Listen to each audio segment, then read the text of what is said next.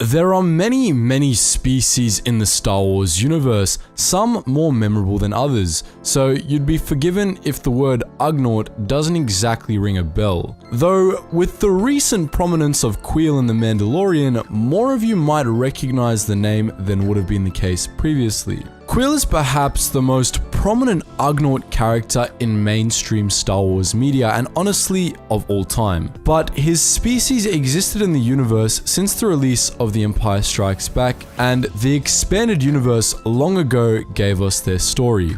In this video, we'll be discussing the tragic tale of the Ugnaught species, which sheds a bit of light on Kuiil's character. Before we warp into the Star Wars universe, let's take a side trip to our sponsor's amazing world, Raid Shadow Legends. A universe teeming with epic battles, stunning graphics, and with over 80 million players worldwide, Raid is the place to be. And the best part? It's completely free to play. Whether you're a casual player looking for some relaxation or a fierce competitor seeking a challenge, Raid has it all. You can tailor your gaming experience in countless ways with over 700 completely unique champions across different factions. And if you're worried about running out of adventures, worry not. Raid ensures endless content with new champions and updates every month, plus awesome features like player vs player and guilds to team up with other gamers. Now, let's shift gears and talk about my personal top 3 favorite champions in Raid based on things like gameplay and aesthetics. First, we have Athel. With her divine aura and radiant sword, Athel is a beacon on the battlefield. Her sacred blade ability cuts through enemies like a hot knife through butter, and she doesn't even need a lightsaber to do it. Second, we have Kale. Kale stands out with his haunting dark aesthetics and the mystical power he wields. His acid rain attack, raining magical destruction on enemies, is a spectacle that never gets old. Third, we have Galactic. With his fiery red hair and twin blades, he's the epitome of cool. His Hellraiser ability is a sight to see and a force to be reckoned with on the battlefield. This visually stunning game, offering console and PC quality graphics, brings an immersive experience right to your mobile device. It's like carrying a high-end gaming platform in your pocket.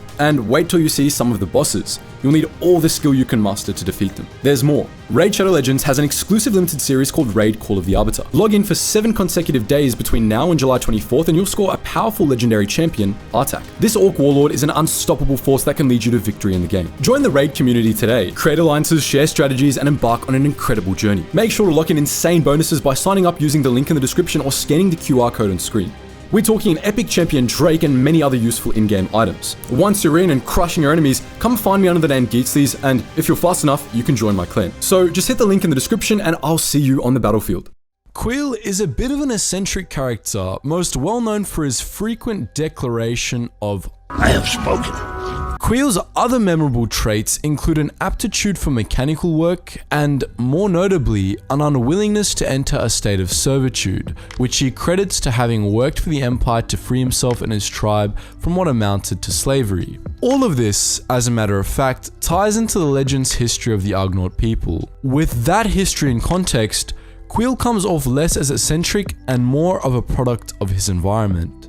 And so, without any further ado, let's discuss the Ugnaughts. The Ugnaughts evolved on Genses, an unpleasant world of volcanoes and swamps that was one of 3 habitable worlds in the Ugnaught system, an unremarkable stop along the Ison Corridor, a backwater hyperspace lane which branched off the Corellian trade spine. That part of the Outer Rim wasn't all that well explored even in the days of the Empire, so the Ugnaughts became part of galactic civilization only recently, or relatively so. That's not to say, however, that Gentes was freed from the influence of outsiders, even in the years before the Republic discovery of the Ugnaught system. Due to the unenviable conditions of their homeworld, the Ugnaughts evolved as a particularly hardy species, being half the size of the average human, but living for roughly twice as long. They had a fairly rich culture that, due to its complexity and the general distrust of outsiders harbored by most Ugnaughts, was widely unknown to the galaxy at large. For the most part, they were a peaceful and hardworking people, if somewhat bad-tempered. Profession was central to the lives of Ugnaughts. Most worked in accordance with their blood profession, a job they inherited from and were taught by their parents. If there were too many Ugnaughts in the same job, a blood duel was staged between competitors for the right to retain their blood profession. For Ugnaughts of 20 years of age or older, blood duels were fights to the death. This ancient custom was the exception in Ugnaught culture rather than the rule, however, at least as far as violence was concerned. Due to their fairly peaceful nature, their cultural emphasis on hard work, and their hardiness, the Ugnaughts have long been the target of slavers. So many Ugnaughts have been enslaved over the millennia that small pockets of them can be found all over the region, some of which were still in a state of servitude by the time of the Clone Wars. The most notable case of Ugnaught slavery was under the Mugari, a species of brutal humanoids that, in the years before the Ruusan reformations, ruled a small empire of 11 worlds in the greater Javan region.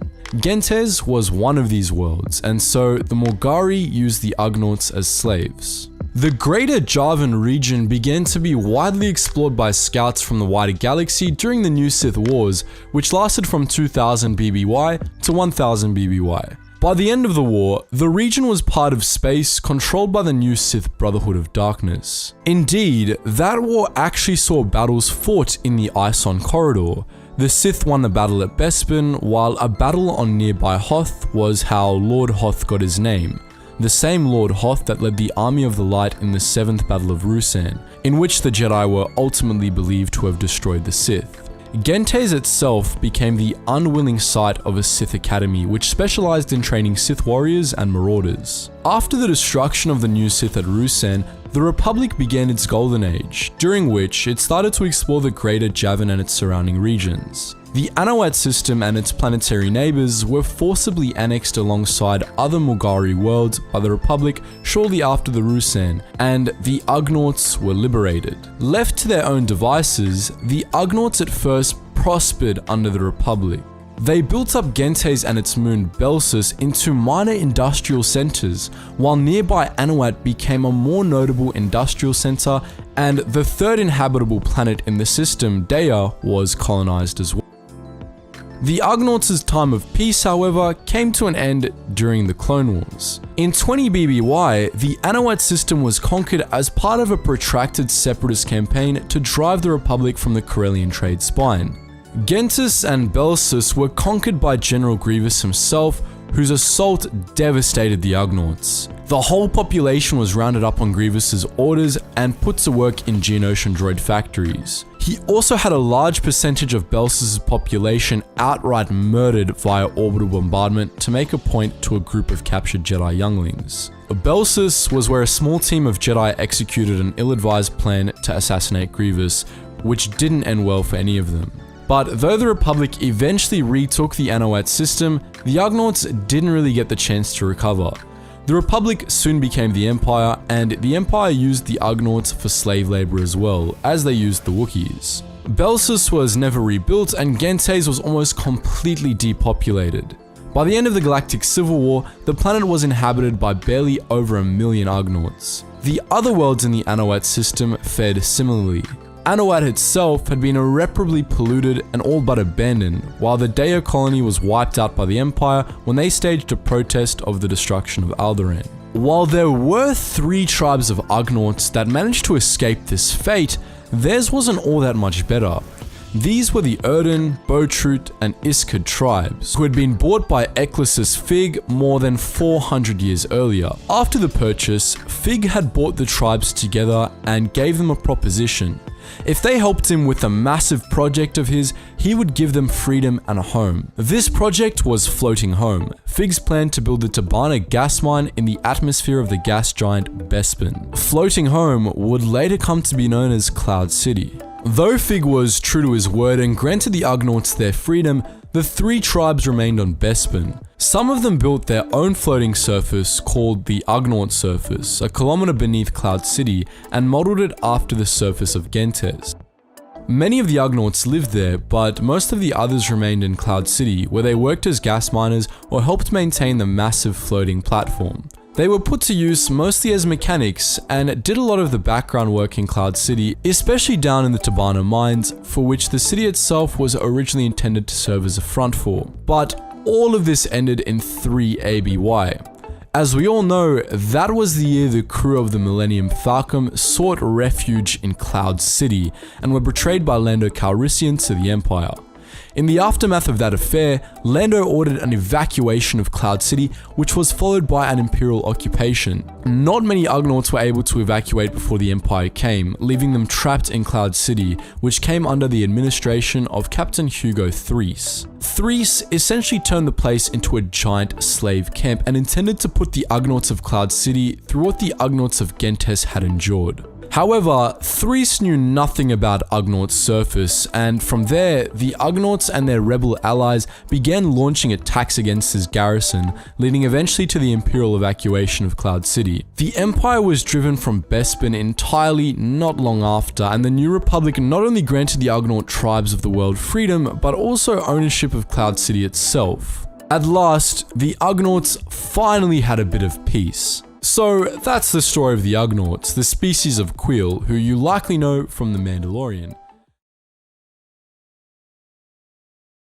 General Grievous was more machine than man, a tower of impregnable armor and crystal circuitry. But, as can be easy to forget, there were remnants of a living being entombed within Grievous's bone-white shell. In another life, Grievous had been fully organic, a warlord of his people, the de facto ruler of the planet Kaleesh. His people, the Kaleesh, were warriors, and they were all just as awesome as their most infamous champion. While Grievous is a major character, his species isn't all that well known among Star Wars fans. That's a damn shame, because the Kaleesh were one of the coolest species in the galaxy with a long and proud history of resistance.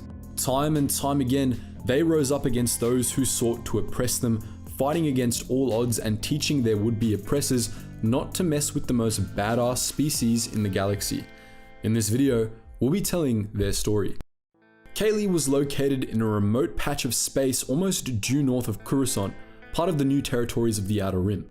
It was a turbulent world with a harsh climate, dominated by steaming jungles, warm oceans, uninhabitable deserts, and icy plateaus. Despite this, Kaleesh became home to an abundance of life, including the sentient Kaleesh species. The Kaleesh were reptilian, with scaly skin, tusks, and 2 opposable thumbs per hand. They lived hard lives, but they were resilient people, and they were able to carve out a niche for themselves in Kaleesh's hothouse jungles. The Kaleesh were a tribal people and were considered primitive by the standards of the Republic. All Kaleesh, male and female alike, were expected to train in combat and live according to honor codes.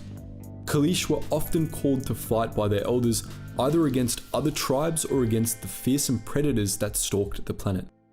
2 of the most dangerous predators, the Mumu and the Karabak, had great significance to the Kaleesh, as their skulls were often used as masks and their hides were used for cloaks. Kaleesh were almost never seen without their signature skull masks, all of which were taken from a slain beast and personalized when their owners came of age. This was one of many unusual cultural traditions the Kaleesh zealously observed, with others including polygamy and ancestor worship. The Kaleesh believed that their champions became gods when they died, with their rank in the pantheon corresponding to their deeds in life. Because of this, death was very important to them and it was highly ritualized. How the Kaleesh treated their dead varied from tribe to tribe. Some buried them, while others made funeral pyres. No matter how the dead were dealt with, however, graveyards, pyres, and the like were all held as sacred sites by the Kaleesh, and desecration of them was an insult that, they believed, could only be avenged with total war. The Kaleesh were a proud people that preferred to keep to themselves, more concerned with tribal conflict than the politics of the greater galaxy. But they faced many challenges as well, and were forced to rely on outsiders for help. Kaleesh had a very limited supply of natural resources, such that, by the time of the Clone Wars, the planet was unable to fully support its population of 4 billion. The Kaleesh were dependent on food exports, either from the Galactic government or from colony worlds, to survive. The Kaleesh were first discovered by the greater galaxy during the Old Sith Wars, but they weren't incorporated into any major galactic government until after the Ruusan reformations. They joined the Galactic Republic during its final centuries, largely because they needed food imports from the Republic member worlds to survive. Beyond that, they generally ignored the Republic, and the Republic generally ignored them, at least until the Republic's final century. In 65 BBY, the Republic came into conflict with the Bithorians, a formidable wild space species that refused to join the Republic. After Republic agents tried and failed to install a Republic-friendly government via a coup in Bithorian space, the Bithorians began preparing for war with the Republic. The Republic could have sent in the judicial forces to defeat the Bithorians, but the government on Coruscant didn't want the story about the coup getting out.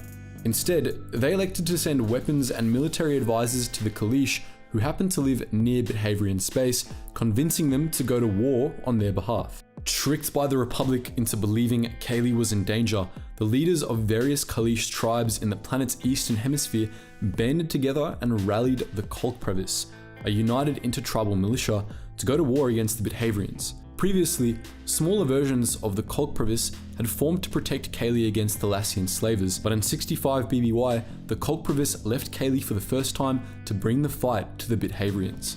The Kaleesh had vastly inferior technology to the Bithorians, using slug throwers and simple bladed weapons against the Bithorians' energy weapons, but with a little help from the Jedi, they were able to match the Bithorians in combat.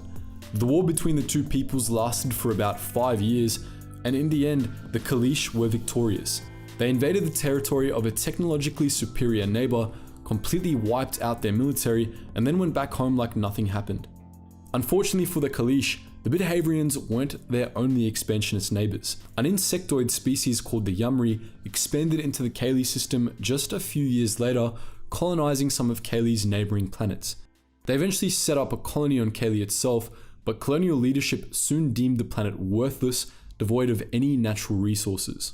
Some of the Yumri disagreed with that assessment though. They thought the planet did have one major resource, the Kaleesh themselves, who they thought would make excellent slaves. The Yumri began raiding Kaleesh villages, rounding up hundreds to take as slaves. They abducted others in the woods, shaming many of the planet's most honorable warriors. The Kaleesh beseeched the Republic for help against the Yumri, but their pleas fell on deaf ears. The Yumri had allies in the Senate that blocked the Republic from taking any action and made sure the Jedi didn't find out about the whole situation. The Kaleesh were left to fend for themselves, and so they did. The Colicoids reformed and went to war with the Yumri, who they called by the name of their homeworld, Huk, a word that came to mean soulless bug in Kaleesh. Kaleesh warriors hunted Huk as they would hunt jungle beasts, killing many of the insectoid invaders. It was in the midst of this war that a young Kaleesh named Kwaimain Jai Shilal came of age. As a youngling, Shilal had anger issues, and in an absolutely exemplary parenting move, his father had taught him how to kill Huk to put his anger to good use. By the time he became an adult, Shilal became a skilled sharpshooter and killed hundreds of Huk. Already, he was considered a champion by his people, but this was just the beginning of his journey. One day, heeding a vision he had the night before, Shilal traveled to the jungle and met Rondaru Lij Kumar, another prominent Kaleesh champion. Kumar was an expert swordsman, and she quickly bonded with Shilal over their shared love of hunting slavers. The Kaleesh saw Shilal and Kumar as twin demigods sent to liberate them from the Huk, and soon rallied behind them. When they were together in combat, they proved unbeatable, and their legend only grew as the fighting intensified. But in one terrible battle, the two were separated and Kumar was killed by the Huk raiders. The Huk hoped that this would weaken the morale of the Kaleesh and break Shilal's spirit. Instead, it radicalized them. Instead of giving up, Shilal, who thenceforth called himself Grievous, fought harder. Grievous traveled to every corner of Kaylee, recruiting even the most remote and isolated tribes to join the Colicoids. He assembled the 8 greatest warlords on the planet and formed the Izvoshra, an elite cadre that fought alongside Grievous personally. Under the command of Grievous and the Izvoshra, the Kaleesh rallied against the Huk and, at long last, drove them from the planet. But Grievous wasn't satisfied with liberation. He wanted revenge as well. One by one, the Kaleesh invaded and drove the Huk from their colony worlds, still using those primitive weapons, by the way. They claimed some of these colonies, including the planet Oben, as their own, wiping out all the Huk on the planet, soldiers and civilians alike. Soon enough, the Kaleesh descended on the Huk homeworld, bringing their hated enemies to the brink of extinction. The Yumri ran to the Republic for aid, and the Republic answered. Knowing only that the Kaleesh were committing genocide, the Jedi sent a strike team and separated both sides. The Kaleesh were placed under heavy sanctions by the Senate, which caused mass starvation on Kaylee. Grievous and the Kaleesh were forced to turn to the intergalactic banking clan for help. In exchange for Grievous's services, the IGBC helped Kaylee get back on its feet. During the Clone Wars, Kaylee followed the IGBC's lead in joining the Confederacy of Independent Systems. By that point, General Grievous had made the transition into a cyborg and was unrecognizable to his people, but they followed his exploits regardless and were, generally speaking, tremendously proud of their former leader. Grievous was ultimately never allowed to return to his people, but he did take the time to wage a brief campaign against the Huk during the Clone Wars, finishing what he started and allowing the Kaleesh to take over the Huk colony worlds. As we all know, Grievous ultimately didn't survive the Clone Wars, but his people never forgot him. By the time of the New Republic, Grievous had become one of the most prominent gods in the Kaleesh pantheon. In the immediate aftermath of the Clone Wars, Kaylee came under the rule of the last surviving member of the Izvashra, Bentiles Sanskar, who ruled Kaleesh space from the colony world Oban. A few months after the war's end, the newly formed Galactic Empire attempted to subjugate the Kaleesh, hoping to frighten separatist remnant worlds by making an example out of the Kaleesh. Instead, the Kaleesh made an example out of the Empire. Still using slug throwers and bladed weapons, the Kaleesh fought against the full might of the Imperial military, which had superior technology and came close to outnumbering the entire Kaleesh population. Despite their massive disadvantage, however, the Kaleesh absolutely dunked on the Imperials, waging a war of resistance for a full 10 years. This was longer than anyone else in the galaxy resisted the Empire, including the rebels. It was also despite the fact that they had no allies whatsoever and had been completely isolated from the rest of the galaxy by the Imperial Navy. Things got so bad that Palpatine sent then Captain Thrawn to deal with the Kaleesh insurrection. Thrawn, as he usually did, attempted to develop an understanding of the Kaleesh by studying their art, but he was unable to make heads or tails of it, so he instead resorted to just bombing the hell out of Oban. The entire surface of the planet was destroyed, and in response, Scar surrendered to the Empire. He respected the Empire's endurance and ultimately ended up joining it, becoming one of the few non-humans to become powerful in the Imperial military. His people, meanwhile, were incorporated into the Empire but were allowed to operate on their own terms, a concession the Empire rarely offered.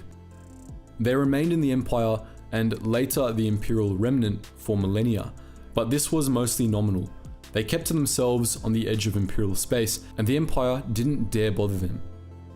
They came under the rule of a female warrior believed to be the reincarnation of Rondaru Lij Kuma, and as far as we know, nobody messed with them again. Devaronians are Star Wars' answer to Wizards, Tieflings, and Dark Horse's Hellboy. They are, at least on the surface, the spawn of the non-Star Wars hell itself, the humanoid defaults of that flaming, screaming pit. Though, while there were creatures deemed demons or devils in Star Wars, Devaronians were not, in any mythological or religious sense, demons or devils. In fact, they were actually native to a quite temperate green world, and they were not reptile-esque hellspawn, but mammals whose evolution led them to appear the way they do. Also, Devaronian females are far less hellish than their horned male counterparts, and generally less hot-tempered, and the Devaronians were actually one of the more technologically advanced species in the galaxy. The Devaronians is a story beginning on the planet Deveron of the Deveron system in the Dueler sector, a world of mountains, valleys, and thousands of rivers and orbited by 2 moons. Covered in jungle, most beings could breathe Deveron's atmosphere and endure its climate, which was pretty temperate. The gravity was no stress either, and the native Devaronians could speak basic standard no worries. So worry not, you needn't learn the infernal tongue. Now, I wouldn't say Deveron was an oasis, as jungles can be all sorts of hell in themselves, though it was abundant with life and resources, enough for the planet's sentient humanoid species to survive, evolve, and construct the tools needed to reach the stars. The Devaronians were a product of their environment, which until they reached the stars was solely Deveron. So now let's look at what said planet produced. Much the same as humans, Devaronians were mammalian hunter-gatherers whose males took care of the hunting part. As such, the Devaronian males developed a demon-esque temperament and physiology better suited to defending themselves against predators and overcoming prey. While their pronounced horns were the more obvious physical feature, both the bottom and top rows of teeth of the male Devaronian jaw were filled with incisors, and behind those teeth coiled a 4-arm long tongue. The males would hunt away from their settlements and the females for several days at a time, and this gave rise to the instinctual desire most male Devaronians had to travel and to explore. The females, however, did not go out slaying and consuming prey, but remained in and around their settlements, foraging, raising their younglings, developing and maintaining systems of government, and developing technology. Physically, the difference between male and female Devaronians was quite abrupt. Females bore no horns upon their heads and instead had two black circles where horns might have once sprouted, and they were almost entirely covered in fur, colored on a spectrum of brown to white. The females also, rather than two sets of full incisors, had a much more complicated dentition, capable of digesting both meat and plants. As some females were not covered with fur, it's safe to assume that the males once had lost their fur somewhere in evolution. All in all, just like for us humans in the real world, the females were in charge, and they only really wanted males around to, make the younglings. Expect a video detailing the ins and outs of this process sometime soon. As for the physiological traits shared by both male and female Devaronians, their blood was thick and black when exposed to air, and they filtered it through not one but two livers, making them highly resistant to poisons. In keeping with demon-esque stereotypes, the Devaronians were in some way involved in sulfur, using it as basically a drug to enhance physical attributes for a short while. Both sexes were also far more force-sensitive than other humanoid species, though the stable nature of the females made them better suited to training in the ways of the Force. The light side at least. And the Jedi actually established a Jedi training facility, the Temple of Edict, on Devaron. Other than this, no Force-based traditions were practiced by the Devaronians. Leaving their females in their settlements paid off for the Devaronians. The females developed spacefaring technologies and even a tumble hyperdrive or tumble drive all the way back in 27,000 years before the Battle of Yavin, as one of the first species in the galaxy. This was beneficial to both sexes, as males could scratch their itch to travel and explore by venturing into the stars, and the females would, quite frankly, be rid of the males. Of course, this expansion didn't affect only the Devaronians, but other species in the galaxy too, and many were quite put off by the appearance and nature of male Devaronians. In the words of Mistral Shadow Guard Narrator Julin in the Star Wars Tales comic Deal with a Demon, "I know the difference between a demon and a Devaronian, and I'd rather trust a demon." This did not, however, prevent the Devaronians from joining the Galactic Republic, nor, as it seized control of the galaxy, the Galactic Empire. After the Empire was undone and the Galactic Civil War was over, however, the Devaronians were not granted entry into the New Republic, as the traditionalists among them still practiced capital punishment, literally feeding convicted criminals to giant horned reptilian creatures on their homeworld. Now, there's no use denying that our inspiration to cover this topic came from the 6th chapter of The Mandalorian, in which we got to see the hideous, scarred visage of Berg, a male Devaronian, up close. Though, before we lock horns with old Berg, a few other Devaronians are worth mentioning. While many female Devaronians remained on their homeworld, many spread out into the galaxy and made good use of their cool natures and political minds, compared at least to their male counterparts. Around 22 years before the Battle of Yavin, female Devaronians Elsa Saimoro and Vienne Say Malok represented Devaron in the Galactic Senate, though unfortunately, it turned out that Vienne was actually conspiring with the Separatists, and she had Elsa assassinated. Vienne, for her treachery, was thrown to and eaten alive by those terrible horned reptiles, the Quora, on the Devaronian homeworld. Another infamous Devaronian was Kardu Sai Malok, a Devaronian army captain with quite a detailed story in itself. He loved music, but not as much as he loved murder. During the Battle of Montelian Surat in 5 BBY, Malok chased a group of rebels to the city of Montelian Surat on Devaron, besieged them until they surrendered, and then executed 700 of them, men, women, and children, and he earned himself the nickname Butcher of Montelian Surat. Wanting not to become the next Quora's meal, he quit the army and fled into the galaxy, through which he was hunted for that sweet, sweet bounty. Eventually, our pal Boba Fett caught up with him and returned him to the Devaronians, who, you guessed it, threw him live into the Quora, who tore his red skin from his flesh and watered the earth with his obsidian blood. You just can't outrun fate, my dude. Beholding the scarred red face of the Devaronian male known as Berg in Chapter 6 of The Mandalorian, you can tell he's seen his fair share of action even before that, though we don't yet know exactly what this absolute animal was up to before he clashed with the Mando on that New Republic prison ship. Without focusing on this character's history, he was clearly the epitome of Devaronian good looks and the masculine stereotype. Firstly, he was a mercenary, so he got to go around killing things and seeing the galaxy, which was what Devaronian males were instinctually driven to do, and he was generally just a heavy unit. I mean, he went toe-to-toe with Mando without any weapons but his fist and his head, eating Mando's flamethrower with a smile, and he survived a door shutting on both sides of his skull. He even lifted, crushed, and threw a massive security droid all by himself. Berg and his companions did betray Prince Oberyn, so I guess Shadow Guard Narrator Julian was right about at least some Devaronians in the end, senators included.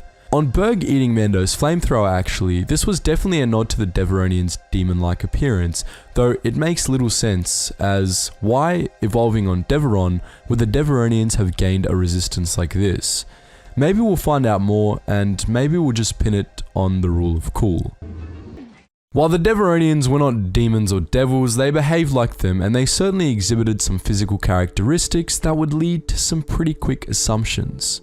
We can't forget, however, that the Devaronians were also quite technologically advanced, reaching the stars and inventing faster than light travel long before many other species. Most of this was owed to their females though, and I'm sure the Devaronian females would have done away with their male counterparts if they weren't good for you know what. The Togruta are one of Star Wars' most recognizable species, with Togruta characters like Shakti and Ahsoka Tano being fan favorites. But despite this, most fans don't actually know all that much about these wily humanoids. A fair few people seem to assume they're just discount Twi'leks or something, or perhaps even a Twi'lek subspecies due to the two species' physical similarities. However, the Togruta were actually quite different from the Twi'leks, and from most other species for that matter. They were cunning hunters, intensely social, and deeply in touch with life around them, and in this video, we dive into their culture and history. The Togruta evolved on Shili, a temperate world of the Eosic sector of the expansion region. Shili's surface was dominated by vast savannas and plains, interspersed with towering mountain ranges, warm shallow seas, and rainforested valleys. The planet's sprawling savannas were covered in tall, red and white turu grass. Many creatures dwelled in the savannas, from the large, ferocious akul beasts to small rodents called Themiars. It was in this ecosystem that the Togruta first evolved. The Togruta were humanoids with vibrant skin hues, typically red or orange with white stripes. These patterns were meant as camouflage, as they helped Togruta blend in with the tall turu grass. Some Togruta had blue, green, grey, or even purple skin instead, which may have been an adaptation to other environments on Shili, such as the rainforests. Togruta had 3 to 4 head tails, which were used primarily for communication, as well as a pair of hollow horns called montrals. Montrals gave Togruta the ability to feel ultrasonic vibrations, allowing them to sense the proximity and movement of nearby objects. Their montrals also gave the Togruta a unique affinity for the Force, despite the fact that the average Togruta actually had a lower midichlorian count than most species. The unique spatial awareness of the Togruta allowed even non-Force sensitives among them to faintly feel the Force, which gave the species a greater respect for life. The Togruta were carnivores and hunters by nature. They mainly hunted Themiars, the small rodents we mentioned earlier, which they usually killed with a swift bite to the neck. This method killed the creatures instantly thanks to the Togruta's sharp canine teeth, but it caused the Themiars' bodies to spasm post-mortem, which gave rise to the belief that Togruta had venomous bites. This was untrue, of course, but Togruta rarely made an effort to dispel the myth, as most enjoyed the intimidating effect it gave them. Even in modern times, many Togruta chose to live in hunting packs back on Shili, living simple lives and building their villages in forested valleys where they were safe from the worst of Shili's predators. Togruta were incredibly social creatures with a natural drive to collaborate instead of compete. While many other social species, like humans, were tribal with a natural inclination to cooperate within groups and compete with other ones, Togruta were cooperative across the board, with hunting packs regularly working together to bring down Shili's fiercest beasts. This gave them considerable skill in diplomacy and cross-cultural dialogue. Though the Togruta mostly ate smaller creatures, hunting packs often ganged up on larger beasts like the Aqual to keep their communities safe. Sometimes, adolescent Togruta would hunt Aqual alone as part of a coming-of-age ritual. Those who were successful wore headdresses made out of the beast's teeth. As you'd expect from hunters, Togruta also turned the teeth and the pelts of many other animals into ceremonial trophies, though none commanded nearly as much respect as Aqual teeth. Togruta communities were extremely collectivist. Togruta leaders were taught to avoid the pitfalls of selfishness or excessive individualism, and the Togruta believed that those who faced those desires and overcame them were the best leaders a pack could ask for. Though every member of a Togruta hunting pack was expected to contribute as much as possible to the food collection, food was always distributed evenly among the Togruta as a matter of principle. There was a darker side to Togruta society, however. Even though they were overwhelmingly egalitarian and had a strong sense of unity, Togruta also believed that those who could not keep up with the pack should be left behind. This might seem paradoxical to some, and perhaps it was, but hey, it's not like human society is free of contradiction, right? The Togruta were also a spiritualistic and nature-loving people, believing that all living beings were intrinsically connected to each other and the land.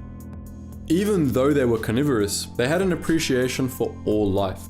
Again, this might seem a bit contradictory, but from the perspective of the Togruta, hunting and death were an intrinsic part of life, not adversarial to it, and they valued what they saw as their role in the cycle of life. The Togruta considered the land itself to be sacred, much like the sand people of Tatooine, and for this reason, most Togruta preferred to walk barefoot, as they believed footwear severed their spiritual connection to the environment.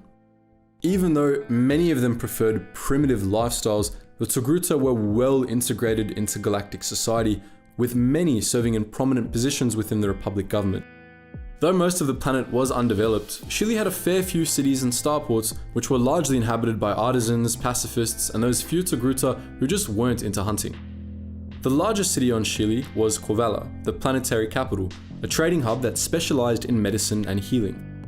The Togruta even had a series of colonies on the planet Kiros, which was home to communities of pacifists and artisans looking for an escape from intergalactic war. Shili lay in a region called the Northern Dependencies, a swath of space north of Coruscant that was one of the first regions explored by the Republic. Though for millennia Shili existed at the fringe of known space, the Togruta were close friends of the Republic, and in particular the Jedi Order, for most of the galaxy. Since the Togruta had natural skill in cross-cultural interaction, many of them served the Republic as ambassadors and diplomats. Shili also provided the Jedi with a steady stream of recruits, with some of the Order's greatest masters being Togruta. Among the many well-known Togruta Jedi were Shaak Ti, Ahsoka Tano, and Rana Tei. Each of those three Jedi shared a few commonalities, perhaps a product of their Togruta heritage. Each was known for their cunning and, at times, aggression. Shaak Ti, one of the Jedi Order's brightest stars, had all the guile and strategic acumen of an accomplished hunter. She actually trained her Padawans back home on Shili, incorporating a few Togruta beliefs and practices into her teachings, something that the Jedi culture sanctioned, as Togruta culture was pretty compatible with Jedi doctrine. Ahsoka Tano, who needs no introduction, was also known for her hunter's instincts, as was Rana Tei. Tei, who was a Jedi Master during the Mandalorian Wars, was known for her anger issues, which drew her into the grip of the dark side. Though the Togruta were, for tens of millennia, prominent within the Republic and proud allies of the Jedi Order, Shili was rarely involved in the Star Wars Galaxy's wars, probably because it was mostly undeveloped and almost always far from the front lines. In all the wars of the Old Republic, Shili only became notable during the Great Galactic War, when the Togruta led an uprising against the Sith Empire, which was brutally repressed. Additionally, the Togruta of Kiros, then a neutral world, were roped into the Clone Wars when they were targeted by separatist-backed Zygerian slavers, who depopulated the entire planet and shipped the Togruta off to Kadavo to be sold as slaves. Fortunately, the Togruta of Kiros were rescued from Kadavo by the Grand Army of the Republic, which returned the survivors home and trained them in self-defense in case the invaders returned. The Togruta were a people of contradictions, like any other. They were tranquil, yet fierce fighters. They were quiet, yet intensely social.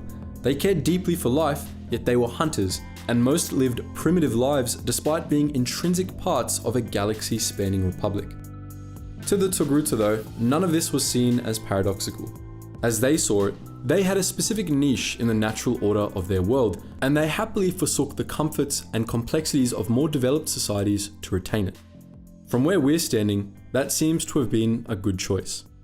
In a lot of ways, the Togruta were similar to the Ithorians, who we've also done a video on, and that you should totally watch after this one.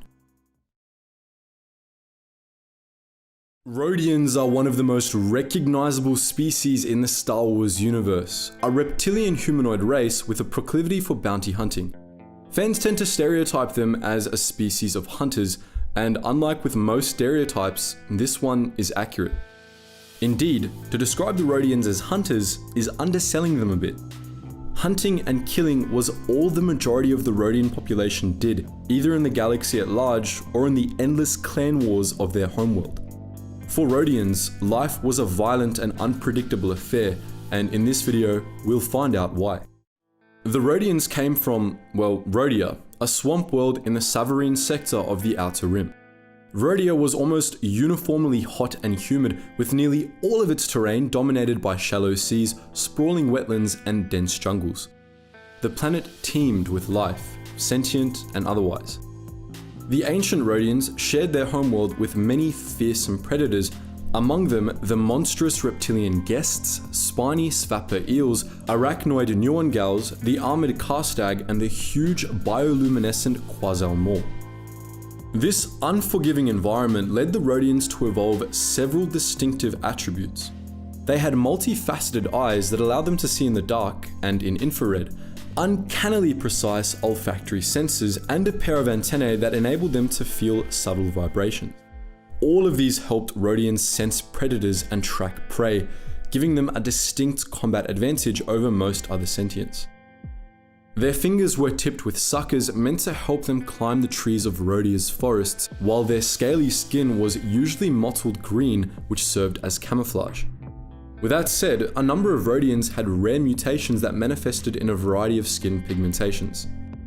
Those Rodians with non-green skin were often given monikers based on their abnormalities, such as the cases of Navik the Red and Evo the Blue. Most Rodians featured a row of spines along their heads, while some had hair as well. The evolutionary purpose of these features is unknown, but they could be related to mating rituals. One of the most distinctive and unfortunate of the Rodians' traits was their pheromones. Rodians could discern each other's heritage by smelling their pheromones. In this way, it was easy to discover each Rodian's clan. To outsiders, however, all Rodians smelled the same, unpleasant. Humans in particular tended to find Rodian pheromones vile, likening the smell to that of animal turd. Rodians' pheromones were likely strong so that they could be smelt through the background reek of Rodia's swamps. Many non-Rodians regarded Rodians as unclean or disgusting due to their pheromones, and Rodians were known to take offense to this. Not all beings hated Rodian pheromones, however.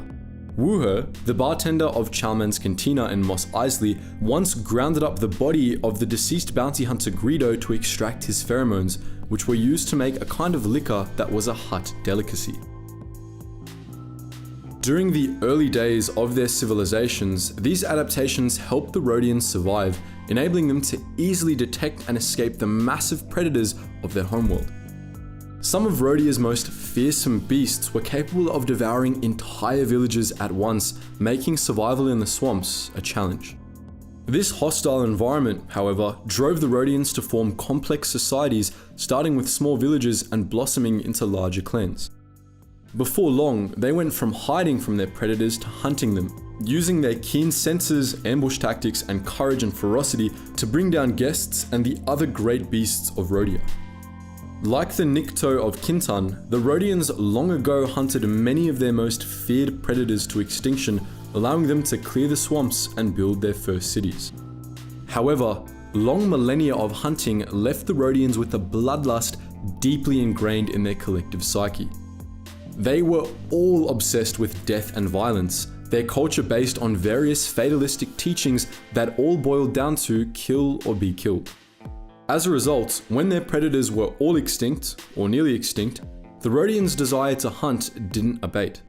They still had to hunt to survive, as Rodia was unfit for agriculture, but most Rodians began to want more of a challenge than the beasts they preyed on for food. Inevitably, they turned to hunting each other. By that point, the Rodians had already divided into clans, and millennia before the Republic discovered Rodia, these clans went to war. It began with minor rivalries and competition over resources, but before long, the clan wars blossomed into an endless, full-scale string of conflicts that consumed the entire planet.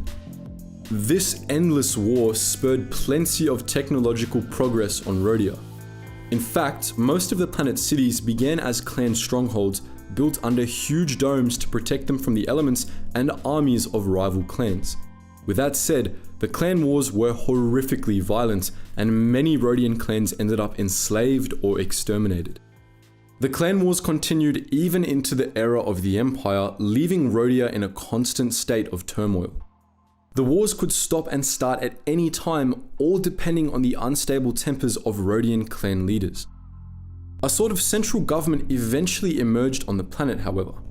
After centuries of clan wars, the leader of the Soame clan proclaimed himself the Inta Sirina, or Grand Protector of Rodia, establishing himself as the ruler of the entire planet.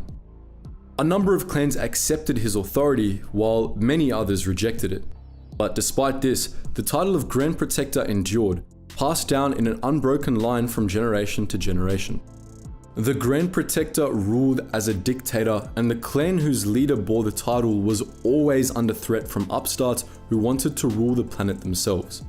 The Soame clan was completely wiped out by their rivals in a bid to usurp the title of Grand Protector, a story that repeated itself time and time again throughout Rodian history. Of course, there was more to Rodian society than the clan wars. Gladiatorial combat, as you might expect, was popular on Rodia, as was theatre. Believe it or not, theatre was a huge part of life on Rodia. Grand Protector Harido Cavilla conceived this tradition as a kind of choreographed fighting, a way for Rodians to burn off their aggression without killing each other. Over the millennia, however, Rodian theatre evolved into a much more profound and meaningful tradition with an important place in clan society. Every clan on Rodia had a troupe of actors to act out clan legends, and these actors came to have serious ideological influence over their communities. Actors were forbidden from seeking political power on Rodia, which meant they were the only ones able to challenge the political establishment without getting killed. Rodian theatre was full of subtlety, introspection, and sharp criticism of Rodian life. And in the time of the Republic, it was a widely honoured tradition, if one infamous for its violent themes and imagery. Sometime around 15,000 years before the Battle of Yavin, the Galactic Republic discovered Rodia. When the first Republic scouts landed on the planet, the Rodians hunted them, seeing the alien trespassers as new and exciting prey. Once the Rodians learned more about the scouts, however, the Grand Protector called his hunters off, fascinated by the outsiders' technology. The Grand Protector called his hunters off. Fascinated by the outsiders' technology, particularly their weapons, he brought Rodia into the Republic. After joining the Republic, the Grand Protector created an organization called the Goa Atto, or the Hunters Guild. This guild contracted the best hunters on Rodia to work as bounty hunters, enforcers, and mercenaries for clients in other star systems. The guild took a cut of the hunters' proceeds, and over the millennia, Rodia became rich by hiring out its best killers to some of the galaxy's most unsavory types.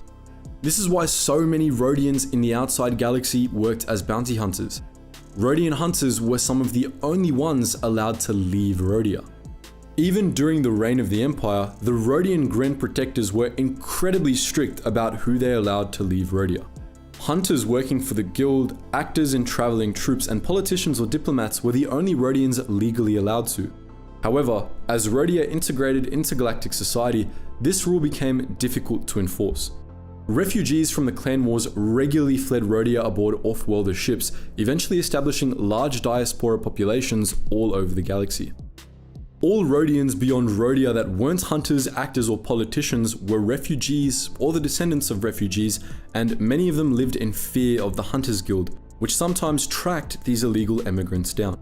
By the time of the Clone Wars, the guild rarely bothered hunting expats, but illegal immigrants were still banned from ever returning to Rhodia, and their descendants were treated like aliens by the Rodian authorities.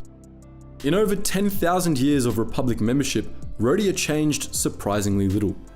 Its cities grew larger and more advanced, and Republic weapons, particularly blasters, became commonplace, but the clan wars raged on, and the dictatorial Grand Protector continued to rule with an iron fist. During the Imperial period, the Grand Protector was Navik the Red of the Chatsa clan, who ordered the genocide of several rival clans, going as far as to order the Hunters Guild to track down those who fled. Times may have changed and technology may have advanced, but at the end of the day, Rhodian life was always violent. All of the Star Wars galaxy's sentient species were smart to some degree, but as you might expect, some were smarter than others. A number of species were considerably more intelligent, on average, than humans or members of most other species. Among them were the Colomai and the species we'll be talking about today, the Bith. You probably know the Bith as the species that seemingly churns out a lot of musicians, with the most well-known Bith characters being Figrin Da'an and the Modal Nodes, otherwise known as the Mos Eisley Cantina Band. But aside from being excellent musicians, Bith were geniuses too, and in this video, we'll be telling their story. The Bith evolved on Clak'dor 7, which orbited the bright white star Kolu. Clak'dor 7 was located in one of the galaxy's more remote systems, but its close proximity to the Rimmer trade route allowed its natives to join the Republic much earlier than many of their neighbors. Originally a world of beautiful mountains and dense jungles, Clak'dor 7 was the birthplace of one of the galaxy's most ancient civilizations, with the Bith tracing their history back tens of thousands of years. The Bith were a peaceful and highly advanced people, something they owed to their natural intelligence. For a humanoid species, the Bith were pretty unusual. They breathed through their skin and didn't have noses, though they could smell through sensitive organs in their cheeks. They only had one lung and had evolved past the need for sleep, something our scriptwriter wishes he could do. Instead, they entered meditative trances for 4 hours, during which they were almost completely aware of their surroundings, but still got a full night's worth of rest. Bith were also known for their extremely powerful senses. They had high manual dexterity and a keen sense of smell. Their eyes were extremely precise, allowing Bith to see microscopic details, but this came at the cost of extreme nearsightedness. Bith could hear with incredible precision, able to distinguish tone and pitch as easily as most humans can distinguish colors. This, for the record, was why so many of them were musicians. These keen senses, plus the fierce intelligence of most Bith, made them an incredibly capable species, able to master anything from the subtleties of music to hyperspatial physics. By the time of the films, Bith society was highly dependent on automation and advanced supercomputers. Their government officials were all chosen by complex algorithms, which simultaneously sounds like the best and worst idea we've ever heard. Those same algorithms also governed Bith reproduction. A great many modern Bith were infertile, and due to this, the species had abandoned conventional mating in favor of artificial conception and gestation, a process that took about a year in total. Bith who desired offspring would take genetic samples of themselves, bring them to a computer mating service, and let the computers sort out the rest. Algorithms would sort through the various genetic samples and match up compatible ones, which would subsequently be used to create new Bith.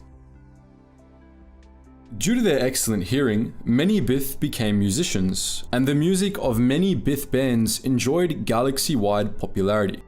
Bith musicians were a staple of cantinas across the Outer Rim, leading to many beings stereotyping Bith as musicians.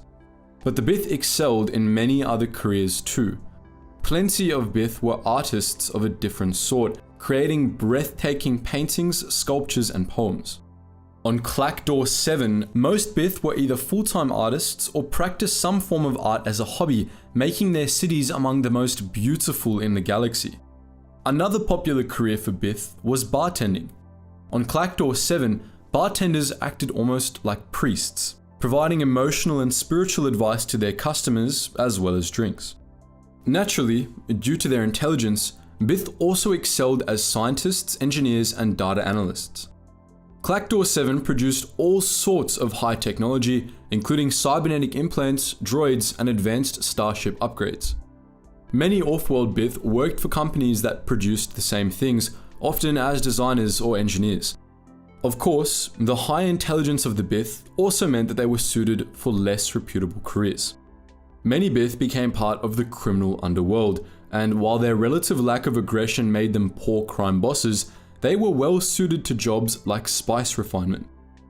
Since all children on Clackdoor 7 were created artificially, the algorithms that ran Bith society performed midichlorian counts on all Bith newborns. During the Age of the Republic, Bith who were found to be force sensitive were automatically turned over to the Jedi Order without much of a fuss, unlike with most other species. As a result, many Bith could be found in the ranks of the Jedi, with many serving as Jedi consulars, which complemented their typical peaceful disposition. Of course, not all Bith Force sensitives ended up becoming Jedi. Darth Tenebrous, a Dark Lord of the Sith, was a Bith, though he was likely born somewhere other than Clackdoor 7 since the Jedi never detected him. The Bith were known for being pacifists, but they weren't always that way. In around 300 BBY, two of the largest Bith city-states, the planetary capital Wiogar and the domed city of Noso, went to war over a patent dispute.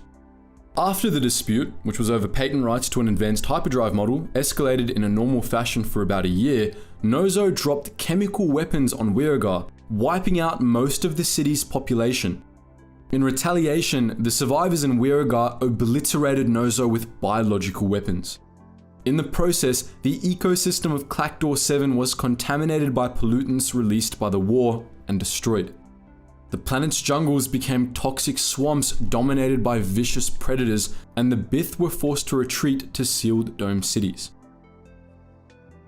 But the devastation of Clackdoor 7 did little to halt the progress of the Bith species. The Bith only took a few decades to recover from the war, though the conflict had lasting impacts on the species as a whole. While the Bith continued to export art and high technology, the war meant that they had to start importing food and raw materials, making Clackdoor 7 highly independent on local trade. The war also turned most Bith into pacifists, with many Bith senators who were appointed after the war advocating for total galactic disarmament. The war also led to the development of two new subspecies of Bith: the Alagar, who lived on isolated islands out in Clackdoor 7's wilderness, and the Abith, or Ghost Bith. The Abith were descendants of Bith who'd had their DNA altered by the chemical weapons used in the war, giving them a number of distinctive mutations and making them slightly more aggressive. After the war, the Abith relocated to Clackdoor 7, where they failed to reintegrate back into mainstream Bith society. While most pacifists stayed neutral or supported the Republic in the Clone Wars, the Bith supported the CIS. Truth be told, they didn't have all that much of a choice. All of their neighbors were seceding, and as we mentioned earlier, Clackdoor 7 was heavily dependent on trade. The Separatists also promised the Bith greater independence and access to Separatist trade routes, which sealed the deal for Clackdoor 7's government assembly. As pacifists, most Bith didn't participate directly in the Clone Wars, but Clackdoor 7 exported plenty of its technology to the CIS, indirectly aiding the Sepi war effort. Additionally, many Bith artists made propaganda and artistic tributes for the Separatist cause, viewing the Republic as morally corrupt. The Bith's loyalty to the Confederacy and their nature as an alien species meant that Clackdoor 7 suffered severe reprisals during the time of the Empire. The Bith didn't resist the Empire due to their pacifist code, and many Bith assisted the Imperial military as technicians, but the Empire still treated Clackdoor 7 terribly. Bith were persecuted, and the conditions on their homeworld became so bad that they had to request humanitarian relief missions from the Rebel Alliance. Fortunately for the Bith, Clackdoor 7 was one of the first worlds liberated by the New Republic after the Battle of Endor. Despite all the Bith had suffered under the Empire, however, Clactor 7 was initially hesitant about the New Republic, but they eventually came around. Wookiees. A race so famous, we're willing to bet even non-Star Wars fans have heard of them.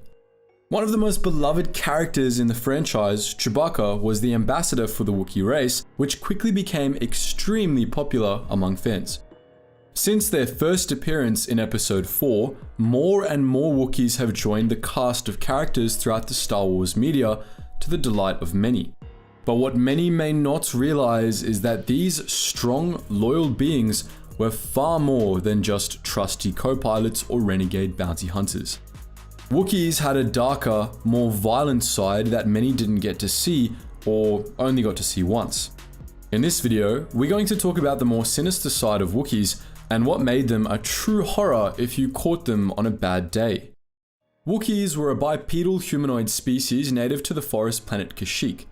Their most recognizable feature was their long, shaggy fur that covered them from head to toe, and their immense stature. They grew up to 2.5 meters tall, or about 8 feet, and weighed up to 150 kilograms, or 330 pounds. In their native language, the Wookiees called themselves the people of the trees, and they lived up to their name by housing their communities and cities inside the Roshir trees that reached enormous heights on their arboreal world. Entire communities lived in one massive trunk alone, and Wookiees built cities like the capital of Wookoro by constructing wooden platforms along the interlocking branches of neighboring trees. The Roshir weren't just the hearts of their communities, however. Roshir wood was integral in Wookiee traditional carving. They utilized every part of the tree to meet their everyday needs. They fashioned the wood into weapons and furniture, derived food and medicine from the sap, and made textiles and utensils from the bark and leaves. Wookiees were renowned craftsmen, famed for their ability to blend modern technology with their traditional wood carving. One such example was their unique weapons, the bowcasters, which were a type of single-fire laser crossbow. Even though they had access to unique weapons, however, Wookiees didn't strictly need them, as they possessed immense physical strength. As Han Solo wrote in the Imperial Handbook, A Commander's Guide, Wookiees were strong enough to rip a stormtrooper's head off even with their helmet fastened.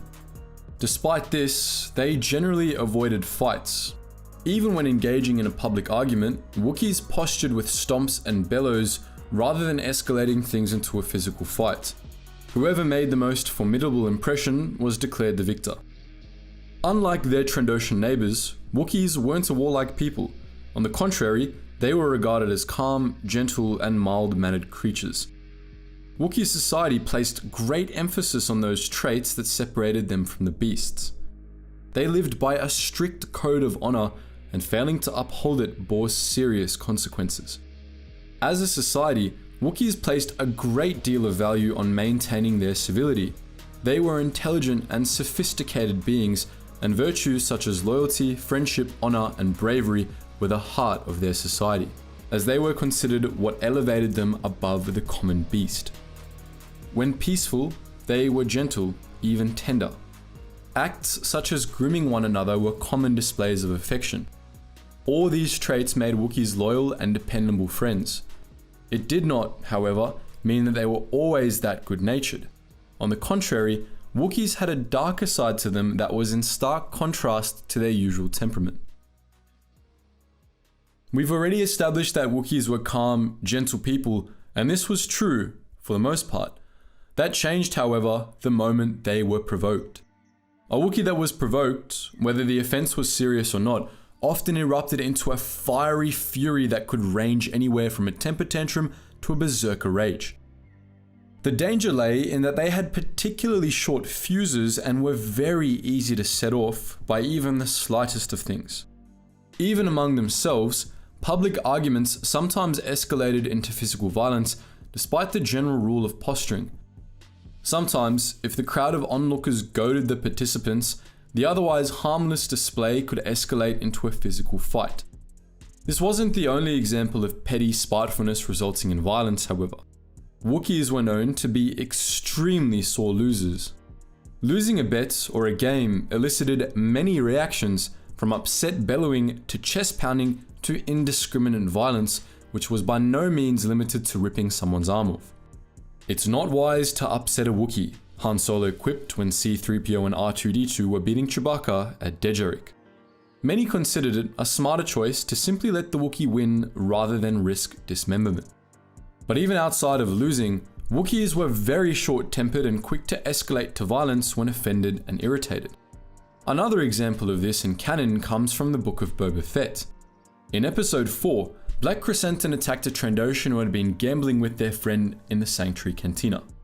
The Trandoshan didn't address or look at the Wookiee, but Black Krrsantan's hatred for the Trandoshan race, his own experience with slavers, and the fact that he had been drinking were enough to set the Wookiee off. Despite Garsa Fwip's best attempts at reasoning with him, he still tore the lizard's arm off and threw both limb and reptile onto the floor before storming out. For more serious insults or upsets, Wookiees flew into berserker rages that wouldn't end until the target of their fury had been trampled into the ground to their satisfaction. First, they charged their target head-on, then they used their bare fists to pummel them into submission or rip them into pieces. This use of indiscriminate violent force was so infamous that it sprouted a unique expression in deal slang, the language used by swindlers and gamblers. Thus, Wookienate became a slang term for using excessive force to render an opponent harmless. All these displays of petty rage may have earned the Wookiees the galaxy's fearful respect, but they didn't stop Wookiees from being generally viewed as a peaceful and benevolent race. Their tempers were simply a natural part of their behavior, and the galaxy knew to just avoid upsetting them. Unfortunately for the galaxy, there was another side to the Wookiees that wasn't part of their natural behavior. That side was feral and stained with blood. We've already established that Wookiees placed great importance on civility. This was considered so important that they developed their code of conduct to ensure they behaved like intelligent, sophisticated beings instead of beasts. One aspect of this code was the strict restrictions it placed on their claws. Wookiees were born with claws, but they were raised to view them as tools of their trade and not of violence. They were explicitly forbidden from using them in combat for any reason. Any Wookiee that failed to uphold this tenet in their code of honor was considered to have gone mad and lost their social self, as they could clearly not restrain their inner animal. These were the Mad Claws, Wookiees deemed feral and a danger to society. Mad Claws were unanimously exiled from their tribes and banished to the Shadowlands, the Forest Floor of Kashyyyk, or Off-World. The title was one of great dishonor, so much so that other Wookiees were tasked with hunting and killing them in order to restore the honor of their race. One of the most famous Mad Claws was Zalbar, a Wookiee who assisted the Sith Lord Revan in his mission to destroy the Starforge during the Jedi Civil War. Zalbar was cast out of his tribe and labeled a Mad Claw when he fought with his brother, Chunda, and used his claws during the fight. The reason behind the fight didn't matter to his tribe. The mere fact that he had used his claws was enough to earn him his exile. Unlike most other Mad Claws, however, Zalbar was able to return to his homeworld while traveling with Revan in search for the star maps and clear his name. The title of Mad Claw was later rescinded and he reclaimed his honor. But perhaps the most notorious of all the Mad Claws, and the Wookiee who best exemplifies the violent tendencies associated with that title, was Hanha. We've talked about Hanha before on this channel, but for those who haven't watched that video, here's a quick rundown of his story. Ever since he was born, Hanha was different. Where other Wookiees cared about their image and social values, Hanha cared about the hunt. From a young age, he descended to the Shadowlands and hunted beasts indiscriminately. He killed for the sake of killing, and he enjoyed it. It was this bestial bloodlust that eventually led his tribe to exile him, forever marking him as a Mad Claw. Hanha took this in stride and continued his slaughter across Kashyyyk. He had surpassed the Wookiees' inhibitions and fully embraced his impulses. His path soon took a turn for the worst, however, when Zerka Corporation arrived on the planet and enslaved the natives. Having seen what Zerka did to their slaves, shackling them and stripping them of their honor, Hanha took it upon himself to spare his tribe from what was to come. He did this by slaughtering them in their sleep, each and every one of them. Hanha murdered his entire tribe in cold blood. His murderous rampage didn't end there, however. In retaliation for this damage to their profit margins, Zerka enslaved him and sent him to Nar Shaddaa, where he broke free and continued his murder spree, only this time with a new target: humanity. Hanha's mission in life became the torture and extermination of humanity in his quest for vengeance.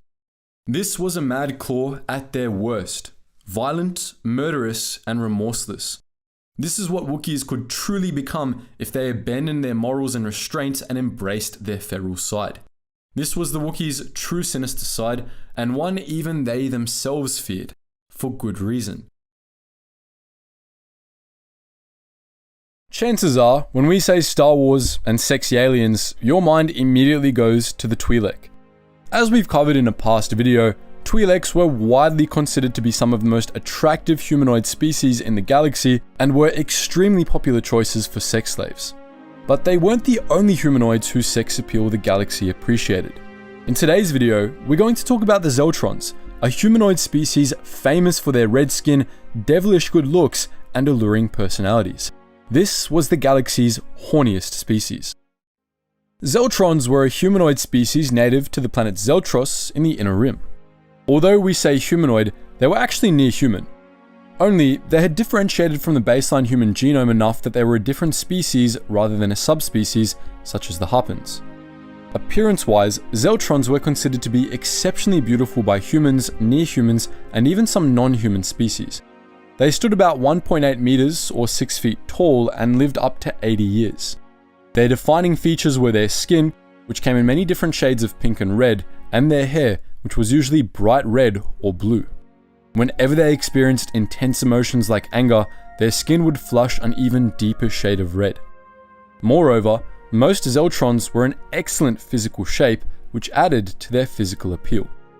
They could have stopped there and then and been satisfied with their appearance, but the Zeltrons were far too extra for that. They knew they looked good, and they did everything they could to accentuate their natural features. They dressed mainly in brightly coloured clothes, going for shocking neon colours, wild patterns, and crazy designs.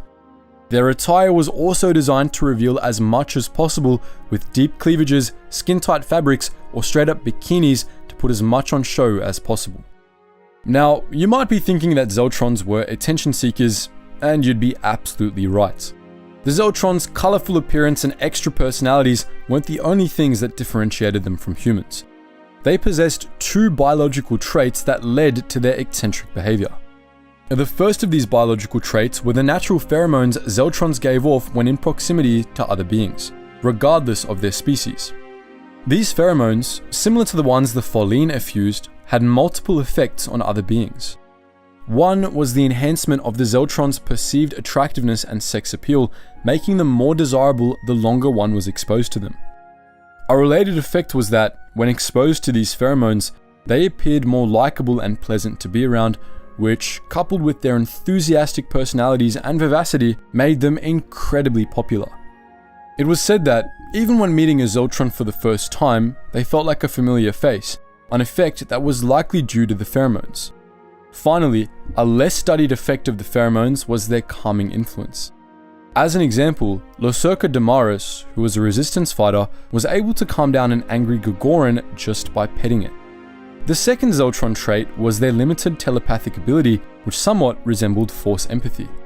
They could project their emotions onto other sentient creatures or read and experience what others were feeling. Given how useful this ability could be in manipulating others, many Zeltrons were hired by the exchange. Thanks to this unique combination of traits and skills, Zeltrons excelled at influencing others' emotions, but they were also susceptible to their influence in turn. Surrounded by their kind, Zeltrons experienced a type of emotional echo chamber. They experienced emotions more strongly than other species, particularly when it came to those that they loved. Their intense emotions were simultaneously a blessing and a curse, as they could be passionate lovers or fierce fighters when taken by anger or bitterness. Their propensity for rash action was why, from a very young age, Zeltrons were cautioned to be mindful of their emotions instead of letting them influence all of their decisions.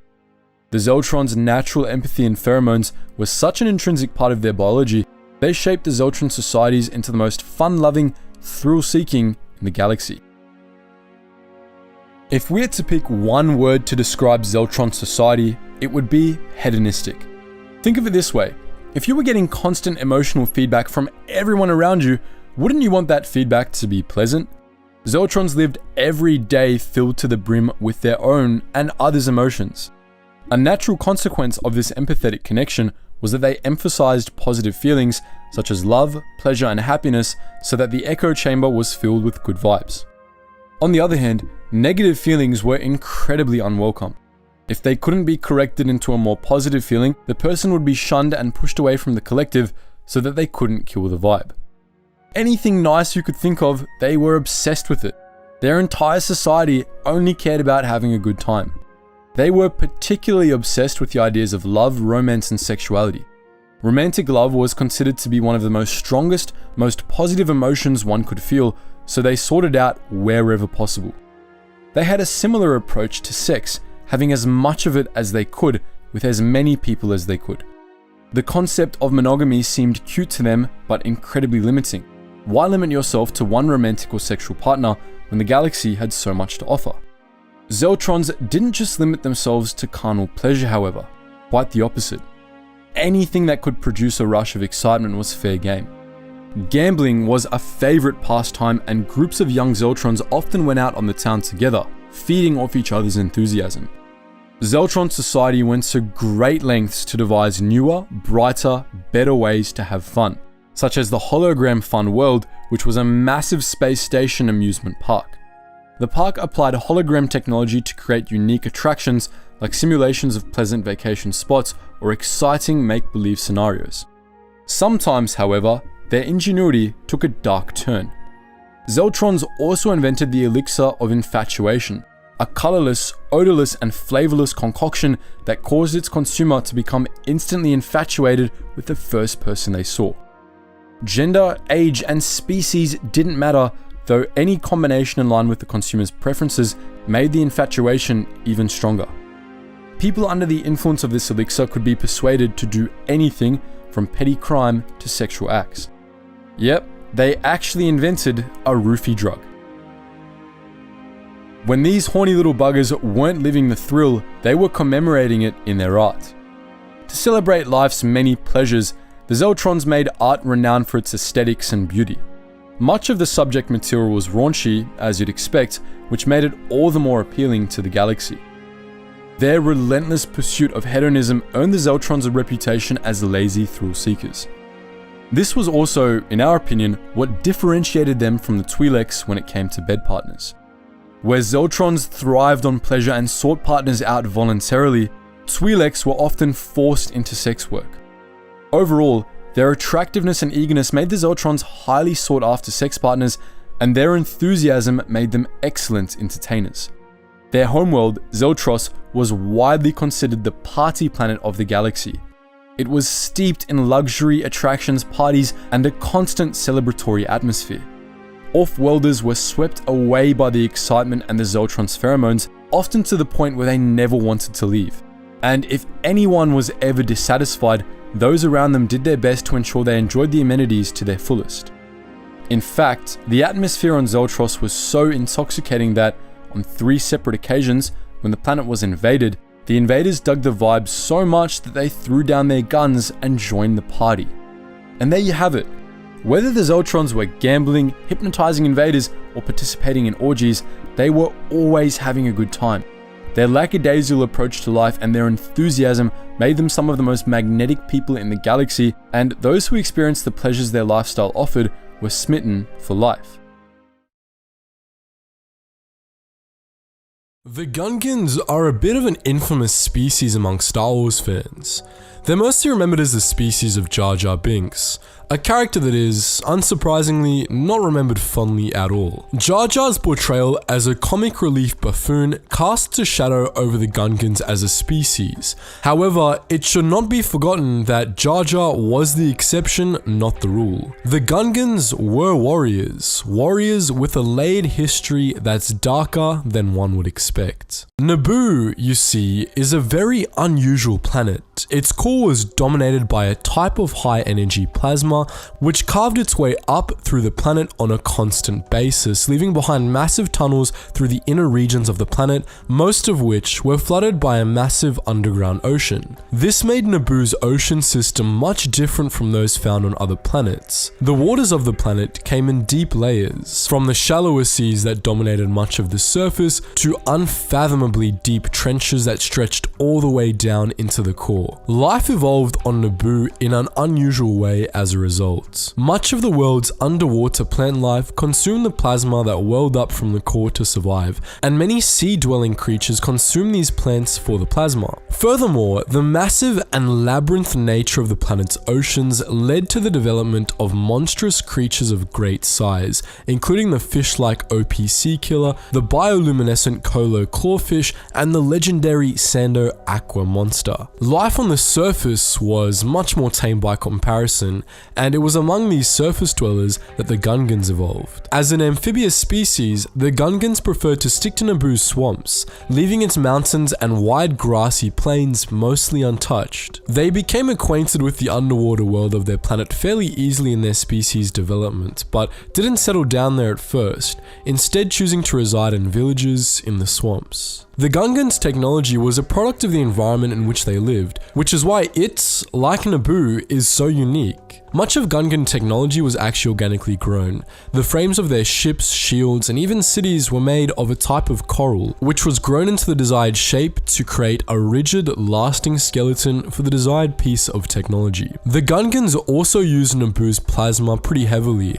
which they harvested from underwater plant species. Their shields, weaponry, and even the energy membranes that they used for their cities were composed of or were powered by the plasma. In later years, this gave them a slight advantage over outside attackers, as their plasma was a highly efficient energy source and very effective as a weapon against most conventional technology. After the end of Naboo's most recent ice age, Gungan society as we know it began to form.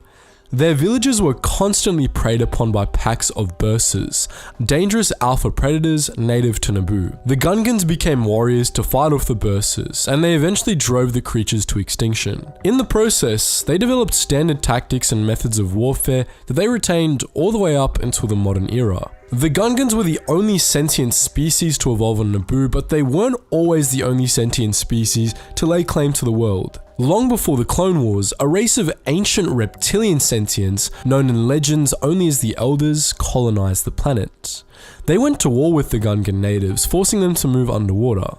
Most Gungan surface villages were destroyed in the conflict, and the Gungans relocated to new underwater cities, which were grown of coral and encircled by bubbles of plasma. The Elders, however, faded from memory long before the events of the prequel trilogy. For reasons unknown, they vanished entirely, leaving only ruins behind. Their crumbling stone monoliths dotted the swamps and plains of Naboo, and over the course of the millennia that followed, the Gungans came to regard the sites as sacred, evidence that Naboo was their world. It was after this that two subspecies of the Gungans, the green-skinned Ankura and the thinner, paler Otola, united, becoming one symbiotic society. Around the time of the Dark Wars, circa 3951 BBY, the galaxy at large finally encountered Naboo. Explorers from the core world of Grismount named the world after the deity Naboo, and the planet quickly became a favorite of hunters due to the diversity of local wildlife. The Gungans ignored these hunters as they generally stuck to the mountains and plains, but they were at least forced to acknowledge the humans around 100 years after the initial discovery,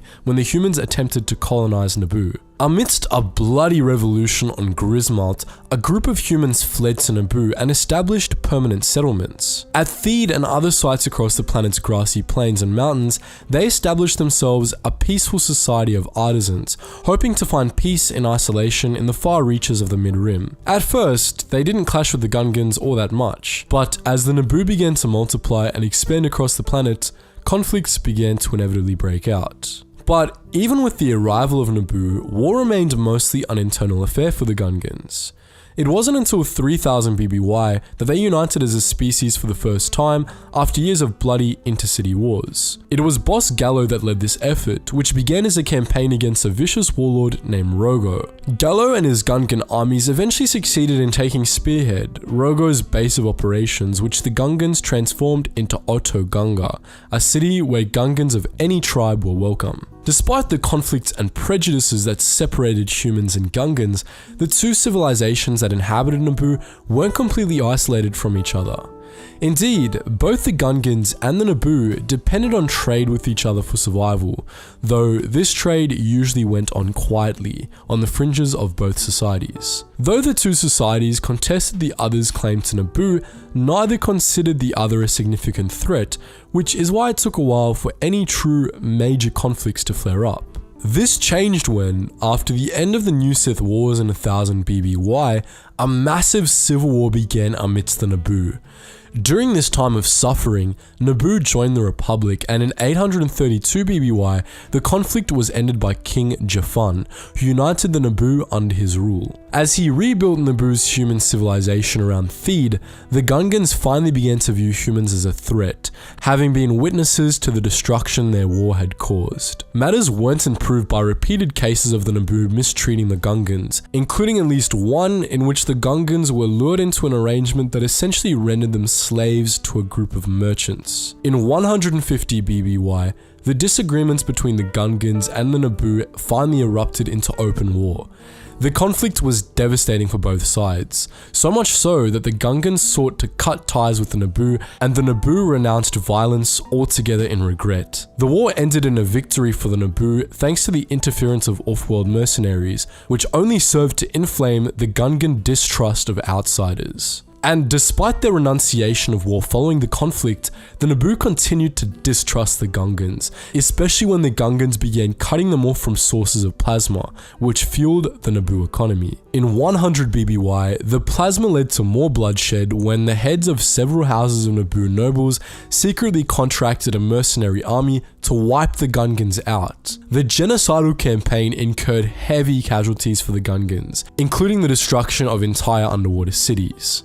But the Gungans and their grand army fought back, and at length they were able to drive the mercenaries from Naboo. Though they suspected the involvement of the Naboo in the war, the Naboo vehemently denied the accusation. Privately, the war led to strife between Naboo's houses, with the patriarch of House Palpatine challenging that of House Tapalo to a duel, one that he ultimately lost. The situation only continued to worsen for the Gungans, unfortunately. Naboo's plasma drew the attention of the wider galaxy, and when vast reserves of it were discovered beneath Theed, the Trade Federation moved in to claim it. Like the majority of Hutt-free Rimworld at the time, the human colonists of Naboo largely relied on the Trade Federation for economic contact with the rest of the galaxy, and so the Federation easily established a monopoly on the planet's plasma reserves. But the Trade Federation was rarely content with controlling only part of a resource, and so they quickly became hostile toward the Gungans, who controlled a large part of Naboo's plasma reserves. The Gungans came to understandably hate the Trade Federation and their droids, the arrival of whom they quickly blamed on the Naboo. The plasma situation ultimately ended well for neither side. Naboo's plasma was part of what made it a target when the Trade Federation ultimately opted to blockade and invade a planet to protest new taxes on trade. The rest of the story of the Gungans is history,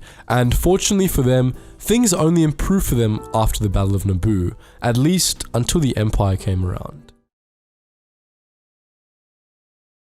We've talked about many alien races on this channel before, from fan favourites like the Twi'leks to races we all love to hate like the Neimoidians.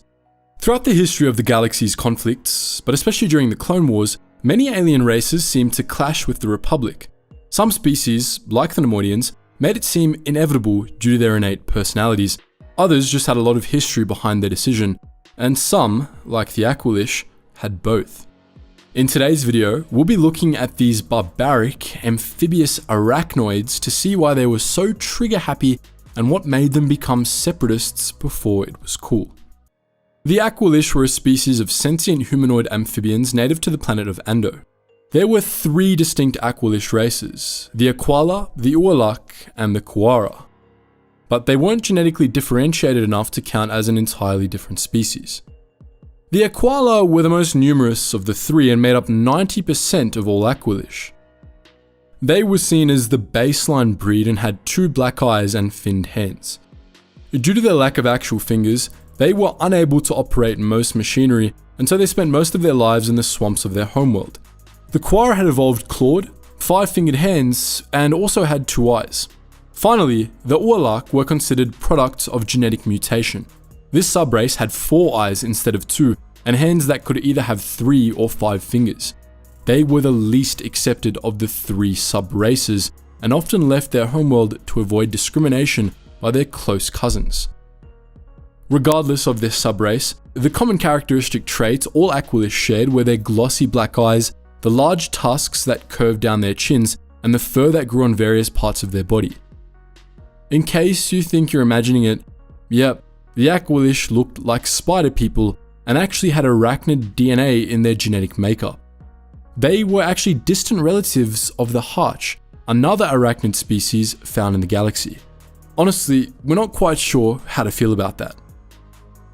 All Aqualish grew fur on the sides of their head but never at the top, and on some individuals, fur also grew on their hands. The top of their heads, however, was as bald as a boiled egg. Their tusks were very sensitive to extreme temperatures. They were used to crack open the shells of mussels and shellfish, or to help them burrow into the loamy soil of their homeworld. There's no sources that the Aqualish used their tusks to inject venom into unsuspecting victims, but we're still a bit sus. Another thing all Aqualish were known for was their fiery tempers. They were famous for their intense and passionate rages that seemed to be more easily triggered than even a Wookiees. Their culture revolved around toughness and aggression, with the Quara in particular having a reputation for being brute thugs. Most of the Aqualish who ventured off-world ended up pursuing more unsavory careers, such as mercenaries, bounty hunters, or pirates.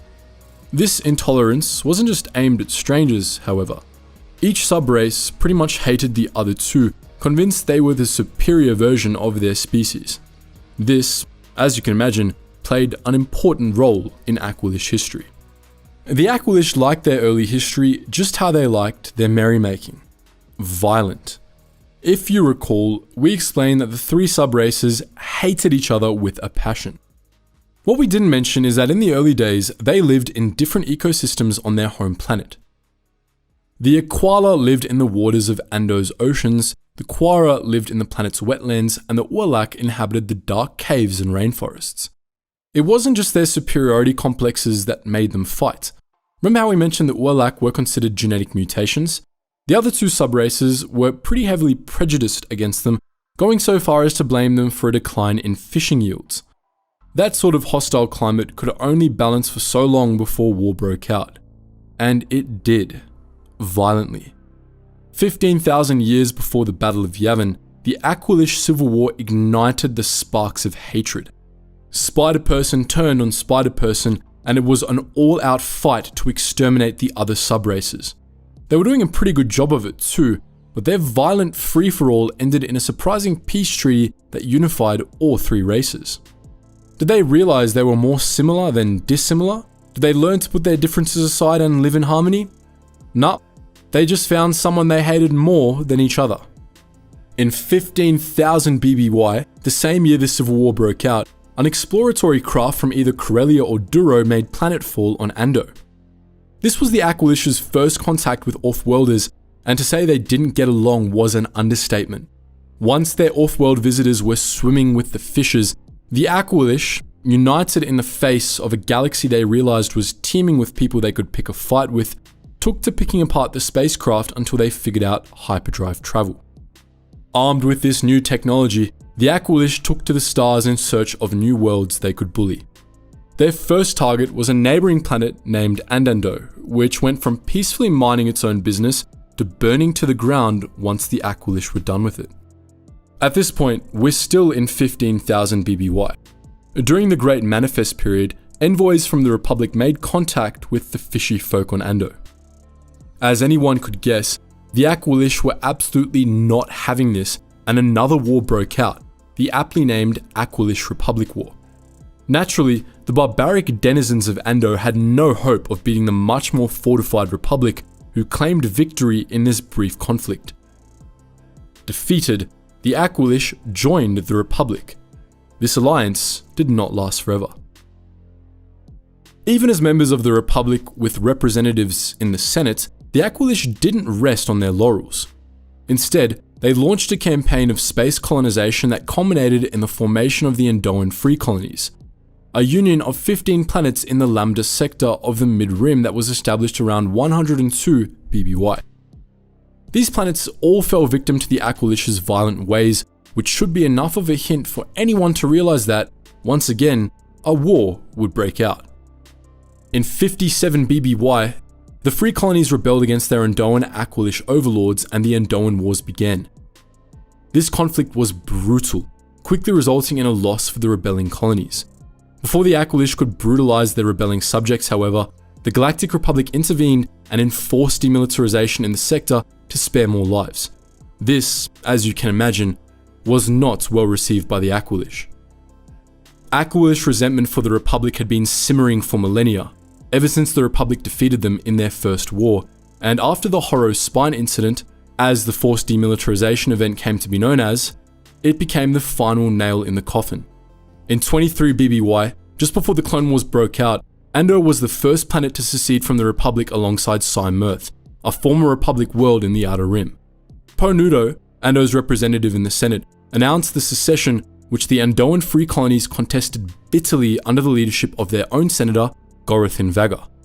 The result was that, while Ando seceded and became an independent world, the Andoan colonies remained part of the Republic. This started an Aqualish migration on both sides, as Aqualish moved between the colonies and Ando depending on their political beliefs. When the Separatist crisis started and the Clone Wars began, Po Nudo, the former Aqualish senator, became a prominent Separatist and held a seat on the Separatist Council. A civil war broke out among the Aqualish once more, now between Nudo's Separatist movement and Vaga's Loyalist movement. Despite Republican Jedi support for the colonies, the conflict ended in a Separatist victory. Later on, after the foundation of the Galactic Empire, Ando would suffer greatly under Imperial rule. Makes you wonder if it was enough to make them miss the Republic. We talk about the Kaminoans, the architects of the Grand Army of the Republic, a whole lot on this channel. They really put the clone in Clone Wars after all, and without them, the CIS would have steamrolled the Republic. But as we've discussed in many past videos, the Kaminoans weren't the nicest of folk. They were brutal eugenicists, ruthless toward their creations and, indeed, toward other species in general, which they saw as inferior. But while we're certainly not here to defend the Kaminoans, there are reasons why their culture developed the way it did. In this video, we're going to be taking another look at the Kaminoans and how their species got a particularly nasty lot. Kamino, the Kaminoan homeworld, was located outside the galaxy itself, suspended between the galaxy and companion Orek, a satellite galaxy otherwise known as the Rishi Maze.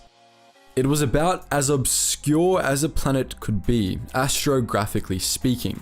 Its star was pretty much drifting out on its own on the edge of the Rishi Maze, not really part of any larger galaxy. As a result, the Kaminoans had a rare chance to evolve and take to the stars without making contact with any other sentient species.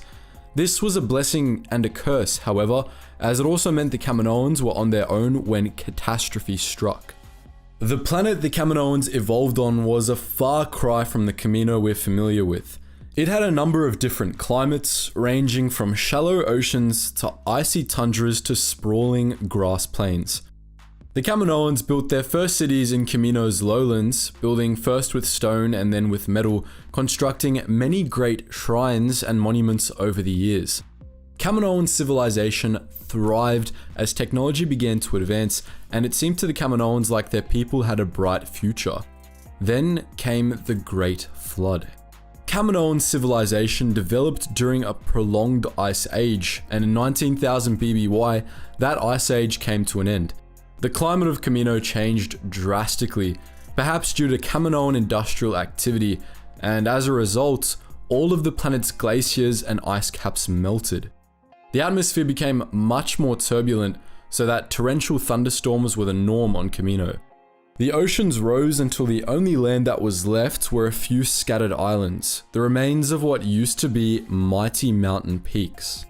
When the Great Flood began, the Kaminoans knew they were screwed, and they knew that drastic measures would have to be taken to ensure their species' survival. They turned to science, pouring their energy into researching genetic engineering and the art of cloning, which they hoped to use to preserve both Kamino's native animal species and themselves. As their old cities drowned, they built new stilted ones that would be safe from the rising oceans, and started to move there en masse. Before long, the new stilt cities were the only habitable places left on the entire planet. This quickly became a problem. The Kaminoans were low on resources and their population was much too large to support itself. They had managed to preserve many of Kamino's non-sentient species through cloning, but cloning was a time-consuming process, and time was something that Kaminoans didn't have. This was how the Kaminoans became eugenicists. They tore apart their species' genome, deciding which traits were desirable for the species' long-term survival and which weren't. Those with desirable traits were given preferential treatment, while those with undesirable traits were pretty much left out to dry, or soak, rather. It took the Kaminoans thousands of years to move past the challenge of the Great Flood, but eventually their society did stabilize again. They emerged from the disaster a changed people, however. Genetics became the centerpiece of their society, culture, and even religious ideals. They became rigid perfectionists, especially when it came to themselves and the species they were cloning. Gone were the days when the Kaminoans would build great monuments in the valleys of their homeworld. After the flood, even their architecture became clinical and cold. Even Topoka City, the greatest and wealthiest of the Kaminoan stilt cities, was minimalistic in design, like one massive laboratory. Before long, Kaminoan genetic engineering stopped being a matter of survival and started being an endless quest for genetic perfection.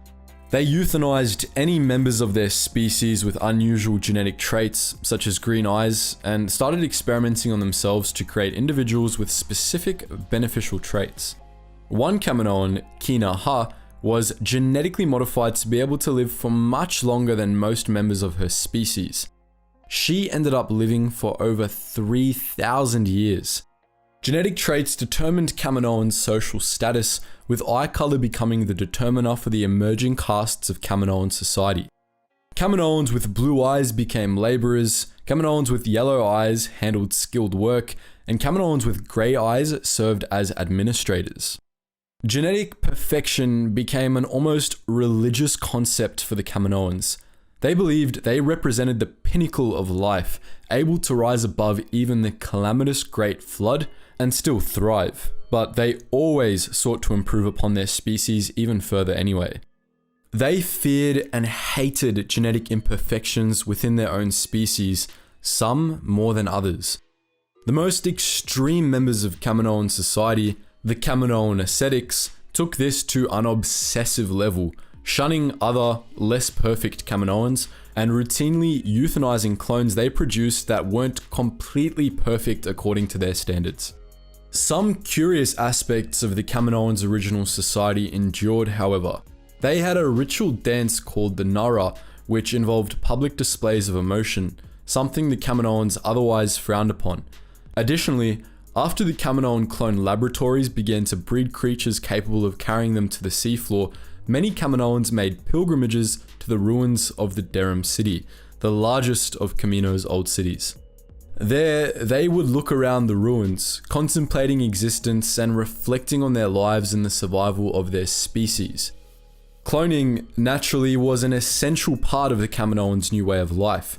It was their main source of food and other animal resources, and as a result, the Kaminoans became quite good at it.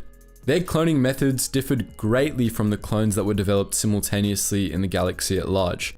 Their quest for genetic perfection led them to approach the cloning process slowly and carefully, valuing quality in their products far more than quantity. They rarely sped up the development of their clones by more than 50%, a rarity in the outside galaxy, and they often took the time to properly socialize their creations as well.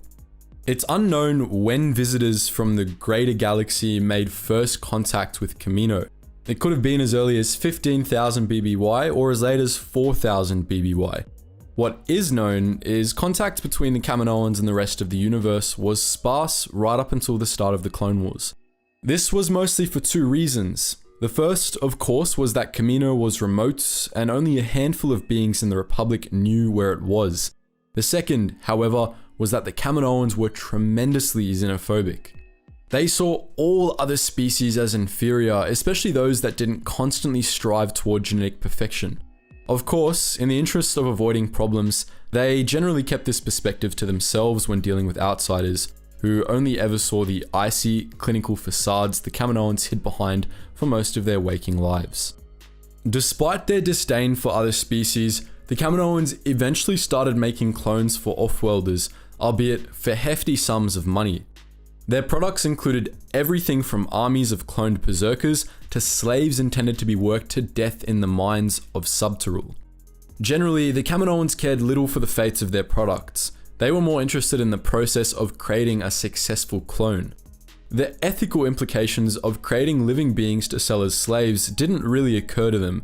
They had been cloning for so long that they had lost the idea that treating sentience as property was wrong, if they ever had it in the first place. Kamino's proper introduction to the galaxy at large came in 22 BBY, when the Kaminoan made Grand Army of the Republic descended on Geonosis, sparking the Clone Wars. By that point, Kaminoan society had been rather stable and consistent for millennia, kept at a nice, even population of about 1 billion. But while the Kaminoans had overcome the hardships of the original Great Flood, the effects the Flood had on their culture persisted. They made their own lives hellish with their ruthless perfectionism, and they coldly persecuted any Kaminoan with genetic oddities. They treated each other horribly, and all things considered, it really should be no wonder that they were just as terrible toward their clones. After all, if these self-obsessed perfectionists didn't even treat members of their own species with dignity, could they really be expected to extend that courtesy to others? It was bound to happen someday. For a while now, the nightmare teddy bears known as the Bilars have kept popping up in our videos, no doubt reminding each and every one of you to make sure your doors are locked. We offered to make a full video on Winnie the Pooh's sleep paralysis demons, and today we'll be making good on that offer. It's time for a dedicated deep dive into the Bilars, the group-minded creatures that, despite their unseemly appearances, were actually pretty chill. But don't let that dissuade you. Even Abeloth probably checked under her bed for these little guys every night on account of their appearance alone. Right off the bat, the Bilars were actually even worse to look at than you'd think. All of the in-universe material we have depicting them is black and white, which allows perhaps the worst thing about these little guys to slip under the radar. They were totally hairless. Have you ever seen a picture of a naked mole rat? Think of that, but bear-shaped and with the stare of a serial killer. They were about 1 meter tall and were usually only ever regarded as either being the cutest creatures imaginable or Sith spawn levels of living horror with no middle ground. In case you couldn't guess, we take the latter stance. If Bilars were to spot you, they would come at you in one of 3 ways. Usually, Bilars walked in a bipedal stance, but they were also known to drop on all fours, and on their homeworld, they preferred to swing around on vines. Oh yeah, and did we mention that they always smiled like that? That's right guys, the Bilars were always wearing that creepy, I'm going to eat your firstborn grin. Fortunately, that's just an empty threat. The Bilars wouldn't actually eat firstborns because they were all herbivores. While that may bring you a bit of relief, don't get too comfortable because they had excellent night vision and were capable of seeing infrared, which means you probably couldn't hide from them too easily. Alright, that's enough fear-mongering for now. The Bilars may have been absolutely terrifying to look at, but in a practical sense, they weren't at all a threat. They weren't aggressive and mostly stuck to themselves, largely because other sentients had a hard time understanding them for reasons we'll get into later. The only thing to fear from them was recurring nightmares. The Bilars evolved on the planet Mima 2, located out in the galaxy's western reaches, which was as close to the middle of nowhere as you could get without entering wild space or the unknown regions. The planet was relatively young and had a lot of tectonic activity thanks to strong tidal influences. As a result, its land masses were constantly changing and they featured a whole lot of mountain ranges and volcanoes. Despite its geological turmoil though, Mima 2 was fairly hospitable and mostly covered by dense jungles of blue, yellow, and rarely green plant life. It featured a fair share of animal species as well, including a creature even more terrifying than the Bilars, the Riam, a species of carnivorous flying snake that could eat a Bilar whole. Honestly, between the scare bears and the flying snakes, you'd be better off visiting Korriban than this place. We'll take ghosts of the ancient Sith any day. From the beginning, the Bilars were shy, non-violent creatures known to run and ask questions later whenever they felt they were in danger. With that said, they were also intensely curious, and when they didn't think there were predators nearby, they became almost fearless because of it. Despite the flying snakes, life was relatively easy for the Bilars, as the jungles of Mima 2 had an abundance of easily available food for them to chow down on.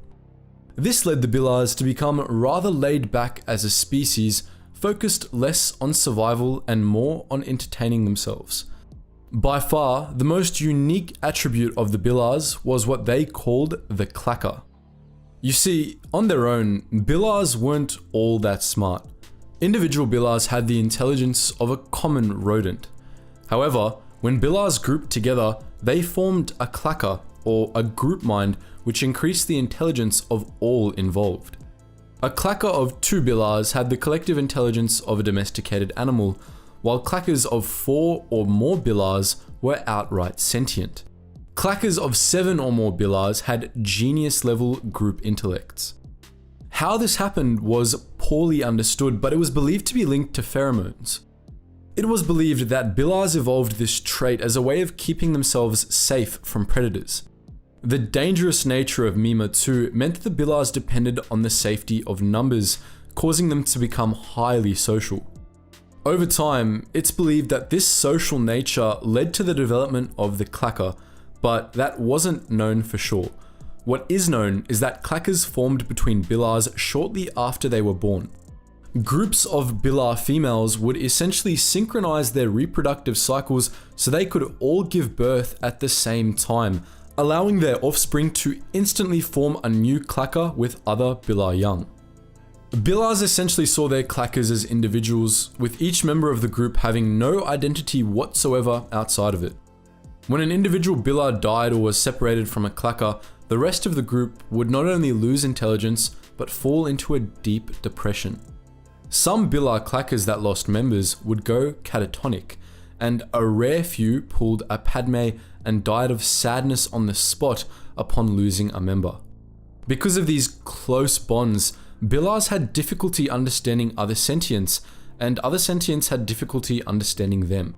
In particular, clackers would often experience mood swings or sudden behavioral changes due to their nature as groups, which would often baffle sentients that weren't familiar with the Bilars beforehand.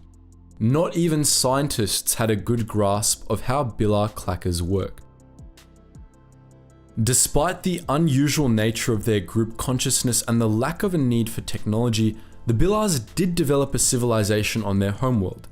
Larger Bilar clackers even built cities in one of Mima 2's rare, stable regions, where they lived in peace and comfort. Their society wasn't all that advanced, however, even by our standards. By the time of the Galactic Empire, the Bilars hadn't even entered the atomic age, despite the high intelligence of some of their larger clackers. This was because they really didn't need advanced technology. What they had was enough, and they desired no more. Mima 2 and the Bilars were discovered by the Republic somewhere around 2,000 years before the Battle of Yavin, but the Republic pretty much ignored them, and the Bilars ignored the Republic in turn. The Bilars had nothing to offer galactic civilization, and most Bilar clackers wanted nothing to do with the wider galaxy either. They didn't even bother asking off-worlders for space travel technology like nearly all other sentient species would have in their situation. Nonetheless, there were Bilar clackers that made it out into the galaxy at large. Some outsiders nicknamed them the Tictils, which was a corruption of the acronym TCTL, meaning too cute to live. Again, we don't have the faintest clue how anybody could find Bilars cute, but each to their own. Bilar clackers who ended up away from their homeworld often ended up getting homesick rather quickly. The galaxy was a cold, hard place, as Zuckus once said, and it was full of all sorts of horrors that, to the Bilars, not even flying snakes and their brethren's grins could compare to. Galactic civilization was full of war, hardship, and unfriendly faces, things the Bilars didn't really have back home and weren't eager to get mixed up with. This was all made worse by the fact that a lot of beings were intensely speciesist toward the Bilars, who were widely distrusted because of their poorly understood group minds. There were, however, Bilars that had some success in the galaxy at large. Bilar clackers were often recruited by traveling circuses who put them to work as acrobat troops because of their extreme coordination. Other clackers ended up delving into the galactic underworld and using their group minds to become skilled slicers, assassins, and even crime lords. One particular clacker, which called itself Uni Urudi, was a genius-level group composed of 10 members. Urudi became a highly successful con artist and the richest being in the Anoat sector. The clacker even came to own several clubs in Bespin's Cloud City. When you think of species in Star Wars that have a dark side to them, you probably don't think of Jawas. But if you think that means Jawas don't have a dark side, you'd be wrong. Jawas are ruthless little buggers, and they've got a dark history that most other species can't even come close to matching. That's right, this video isn't clickbait at all. There is indeed a dark truth to the Jawas. Two of them in fact. In this video, we'll be taking a look at both of them. A lot of the Jawas' dark side stems from their history, which is as good a place as any to start. The Jawas actually evolved fairly recently compared to many other species. While the average major species in the Star Wars galaxy reached a recognizable evolutionary stage tens of thousands of years before the Republic was even an idea, the Republic actually predates the existence of the Jawas as a species. That's because the evolution of the Jawas was affected by outside forces, requiring drastic changes. You see, Tatooine wasn't always a desert. As a Zerka Corporation starport officer once remarked to Revan, the planet was ancient compared to most, and 30,000 years before the events of the movies, the planet was lush and boasted an advanced civilization. Tatooine in those days was dominated by tropical climates, mostly warm oceans and low-lying forested islands. Long before most other worlds, the planet developed sentient life, a humanoid species known as the Kumamga. The Kumamga, by chance or perhaps by celestial design, resembled humans, and they built a great, technologically advanced civilization on Tatooine. They stripped much of their world, covering its continents with great metal cities that gleamed fiercely in the light of the planet's twin suns. Eventually, they developed spaceflight and set out to colonize the stars. This was against the wishes of the elders of their species, however, who warned that daring to touch the stars would bring doom to the whole planet. The elders of the Kumamga were right. Their fledgling spacefaring civilization attracted the attention of another, even older species, the Rakata of the Infinite Empire. The Rakata, as they did with all species that they encountered, enslaved the Kumamga, abducting their leaders and taking their strongest workers to be put to use making monuments across the galaxy. They stripped Tatooine of its technology, harvesting entire cities for scrap metal for use in their ever-expanding empire. This was near the end of the Infinite Empire's time, however, around a few hundred years before its collapse, and by this point, it was already beginning to weaken. The Kumamga, like many species under the Infinite Empire's thrall at the time, sought to escape slavery at the hands of the Rakata. and so they rebelled, the first of many species to do so. The Kumamga set the machines they were made to work to destroy themselves, and those that were left on Tatooine fought back against the handful of Rakata that were stationed there and their battle droids. They drove the Rakata from Tatooine entirely, a victory that, a few thousand years earlier, would have been inconceivable. But unfortunately for the Kumamga, their victory didn't last long. Unlike the later rebellions, which took place on many worlds simultaneously, the Kumamga rebellion was the only major threat the Infinite Empire faced at the time, and so it was able to respond in force. The Rakata, unwilling to waste the resources needed to retake Tatooine, decided to glass the planet. As the Kumamga hid in deep caves, the Infinite Empire bombed Tatooine into oblivion, boiling away its oceans and destroying all life on the surface, rendering the planet a glassy wasteland. The Rakata left Tatooine alone after that, and the Infinite Empire fell not long after. Over the course of the tens of thousands of years that followed, the glass left behind from the bombardment ground down into sand. The Tatooine we all know and love, a barren, unforgiving desert, was the result. And once this change had taken place, the Kumamga emerged from their caves, once more reclaiming the surface of their world. But the years in darkness had not been all that kind to them. Indeed, the Kumamga proper no longer existed. They had diverged into two different species. The Gorphers, who would later be known as the Sand People of the Tusken Raiders, were more akin to their ancient ancestors, but they had become primitive, superstitious, and warlike. The Jawas, on the other hand, had become smaller, weaker, and rat-like. Both species quickly worked out ways to deal with the heat of the desert. The Jawas began using hooded cloaks, which diffused heat from the suns and helped keep them cool, similar to the methods discovered by the Sand People. The Jawas only ever left their hands uncovered, at least while outside, and even their faces were shielded by black felt veils. They used coloured gemstones set into those veils as primitive goggles to see through, which gave the appearance of glowing eyes beneath their hoods, usually yellow, but occasionally red or orange. Their real eyes, for the record, were darker and, well, rat-like. But the dark side of the Jawas' history doesn't end there. Despite their common heritage, the Jawas clashed with the Tuskens from the start.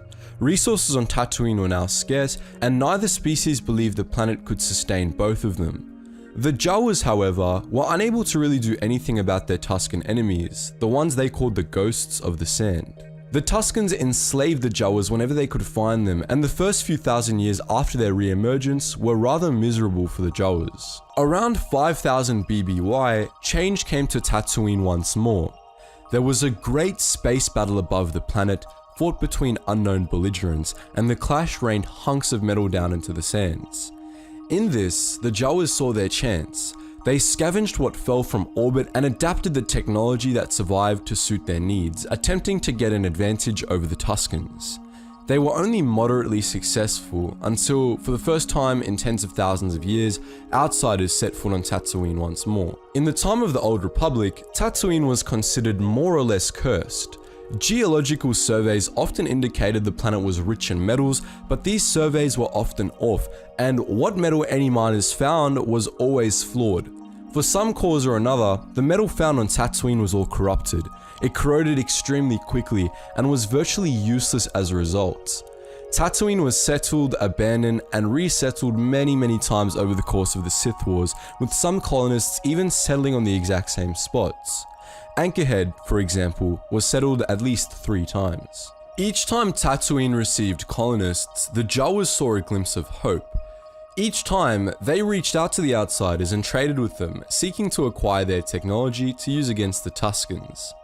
This was rather difficult. The Jawas communicated with each other through a mixture of sound and scent, and they had to adapt their language to be able to communicate with non-Jawas. Even then, their trade language was notoriously difficult to understand even for droids. Some Jawas even sought to make the colonists their allies. Unlike the Jawas, the Sand People detested the outsiders, especially humans, who they believed resembled their ancient abducted. The outsiders reminded the Sand People of the crimes they held against their ancestors to have committed against the planet, and the way the miners ripped up the desert made them even angrier. The Sand People went to war against any colonists that arrived, harassing their mining convoys and stealing their weapons for use against them. The Jawas helped the colonists against the Sand People as best they could, but they were usually out of luck whenever the colonists abandoned the planet. The most significant addition to Jawa culture came when Circa Corporation claimed Tatooine during the Jedi Civil War. Circa sought to strip mine the entire planet, and to do so, they brought in sandcrawlers, massive mining machines that tore up swaths of the desert looking for metal. The Sand People attacked the sandcrawlers constantly, slaughtering their crews and leaving them damaged and burning out in the Dune Sea. When Circa eventually left the planet, they didn't take many of those sandcrawlers with them. They left them to rot in the desert, thinking nothing of it. But where Circa saw a wasted investment, the Jawas saw salvation. They laid claim to the sandcrawlers and they effectively rebuilt their entire culture around them. Their sandcrawlers became moving fortresses, homes in which they could be safe from the Tusken Raiders. When permanent settlements were finally founded on Tatooine years later, the Jawas gave the sandcrawlers another purpose as well. Their habit of scavenging technology suddenly had become profitable, and so they began using the sandcrawlers as mobile workshops, collecting and repairing scrap they found in the desert to trade to settlers with. But there's another dark truth to the Jawas outside of their history. You see, the Jawas eventually came to depend on their junk trade, and as the years wore on and times got better for them, they began to get bolder. By the time of the Galactic Civil War, it wasn't at all unheard for Jawas to outright steal droids or other important equipment from moisture farmers or other settlers and then sell them back at inflated prices. If something wasn't under immediate guard, the Jawas considered it liable to be claimed. If something was under immediate guard, the Jawas would still occasionally consider it liable to be claimed, one way or another. The Sand People of Tatooine, often referred to as Tusken Raiders, have long been characterized as brutal, heartless savages in Star Wars media. The films in particular depict them as vicious aggressors that wage a senseless war against the human settlers of Tatooine, described as animals by a few major characters. But those of you who have been watching the Book of Boba Fett probably know by now that this wasn't the full story. Taking after The Mandalorian and Knights of the Old Republic, the Book of Boba Fett has shown a much more reasonable and even honourable side of the Sand People. In this video, we'll be taking a closer look at Sand People culture and what these enigmatic warriors were actually like. The Sand People have long been go-to antagonists for Star Wars stories set on Tatooine, and over the years we've seen some tales of them doing some pretty despicable things. In both A New Hope and The Phantom Menace, they attacked Luke and Anakin Skywalker for seemingly no reason, striking from the shadows with Gaddafi sticks and cycler rifles. In Attack of the Clones, they took it a step further and kidnapped Shmi Skywalker, torturing her to death as part of a ritual that we'll discuss in more detail later.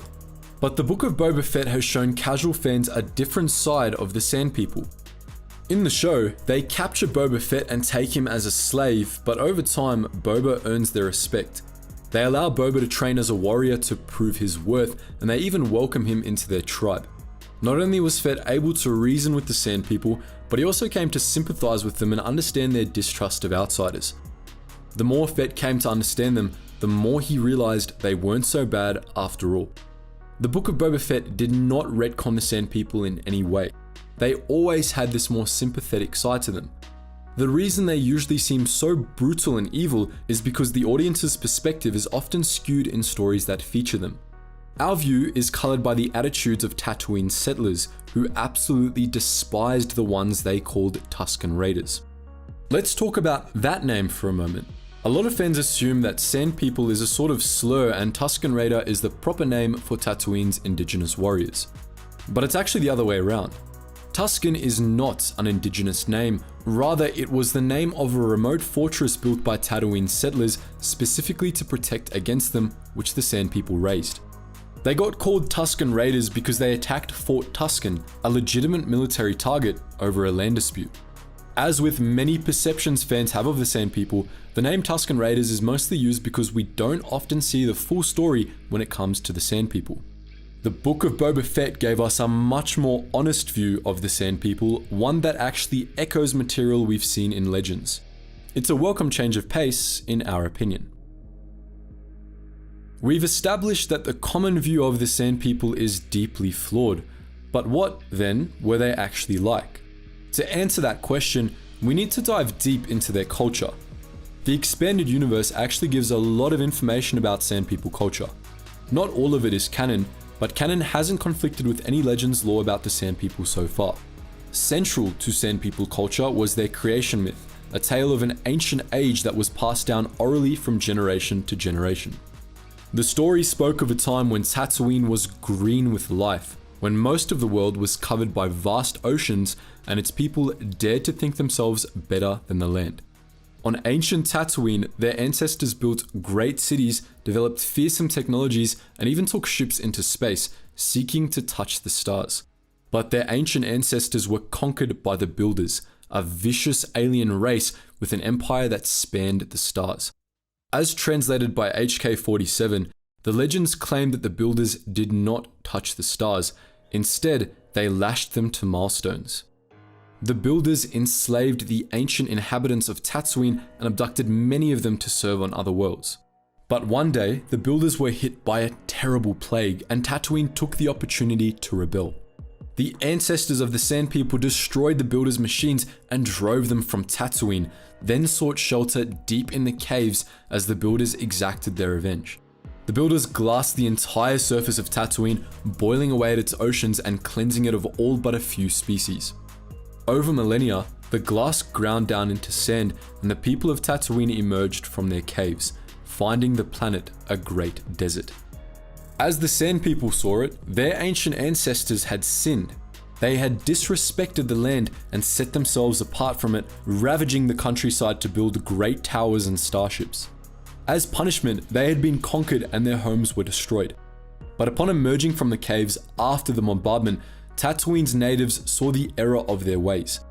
Though their homeworld had been reduced to sand, they vowed to cherish what was left. Ever after, they saw themselves as part of the land and aimed to live in harmony with it. Thus, they became the Sand People. This, by the way, was why the Sand People hated Offworlders. Their lack of advanced technology wasn't due to lack of will or skill, rather it was a deliberate choice. They lived simply because they considered it blasphemous to rely on machines to do the hard work in life for them. Most tribes made exceptions out of necessity. Some tribes of Sand People accepted the use of outsider weapons or moisture evaporators, while the Sand People we saw in the Book of Boba Fett made use of speeder bikes, which was a rarity. Most Sand People tribes believed that it was unacceptable to use speeder bikes or other vehicles as it severed a connection with the land. They restricted themselves to travel on foot or on sacred animals like banthas to maintain a direct connection with the soil. Few of Tatooine's settlers had similar values. Instead, they reminded the Sand People of the Builders and the arrogance of their ancestors. The Sand People lived hard lives in the most unforgiving parts of Tatooine's Dune Sea, and their way of life was mostly built around survival. Their wrappings were originally developed as a protective measure against the suns, but they quickly took on far greater significance in Sand People culture. The wrappings of Sand People were considered sacred, and there were many rituals concerning how they should be made and ornamented. Sand People almost never removed their wrappings, not even in sleep or death. It was only permissible for a Sand person to remove their wrappings during coming of age rituals, on their wedding nights, during childbirth, and when they were alone in their tents with their spouses. Some Sand People detested outsiders for their lack of wrappings and were more inclined to respect those who were usually fully covered, such as Mandalorians, though many tribes were tolerant of unwrapped outsiders. Though the Sand People were warriors, they did not worship strength and they didn't glorify violence or battle. Rather, the Sand People respected struggle. They saw themselves as a people shaped by extraordinary hardship and overcame the great challenges of living on Tatooine with every waking moment. They respected many ways of overcoming challenges, including non-violent ones, so long as they didn't make tasks overly easy. However, they did have a great many violent rituals and customs. Their males were expected to hunt and return with trophies from Tatooine's great beasts, with the most prized trophy of all being a pearl from the gullet of a crate dragon. In another ritual, the Blood Rite, adolescent Sand People were expected to capture vicious beasts and slowly torture them to death. This was usually done with animals, but some Sand People tribes instead opted to capture and torture human settlers who they considered the cruelest beasts of them all.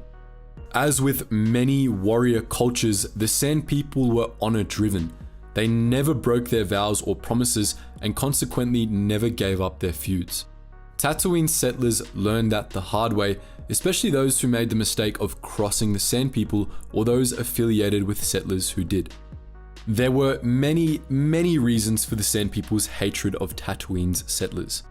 We've already mentioned how they believed outsiders were blasphemous by setting themselves apart from the land and relying too much on technology, as well as how they distrusted those who didn't wear wrappings. But the biggest reason the Sand People hated settlers is, well, because they were settlers. The outsiders came to Tatooine without permission, trespassed on the Sand People's lands, and declared themselves the planet's rulers.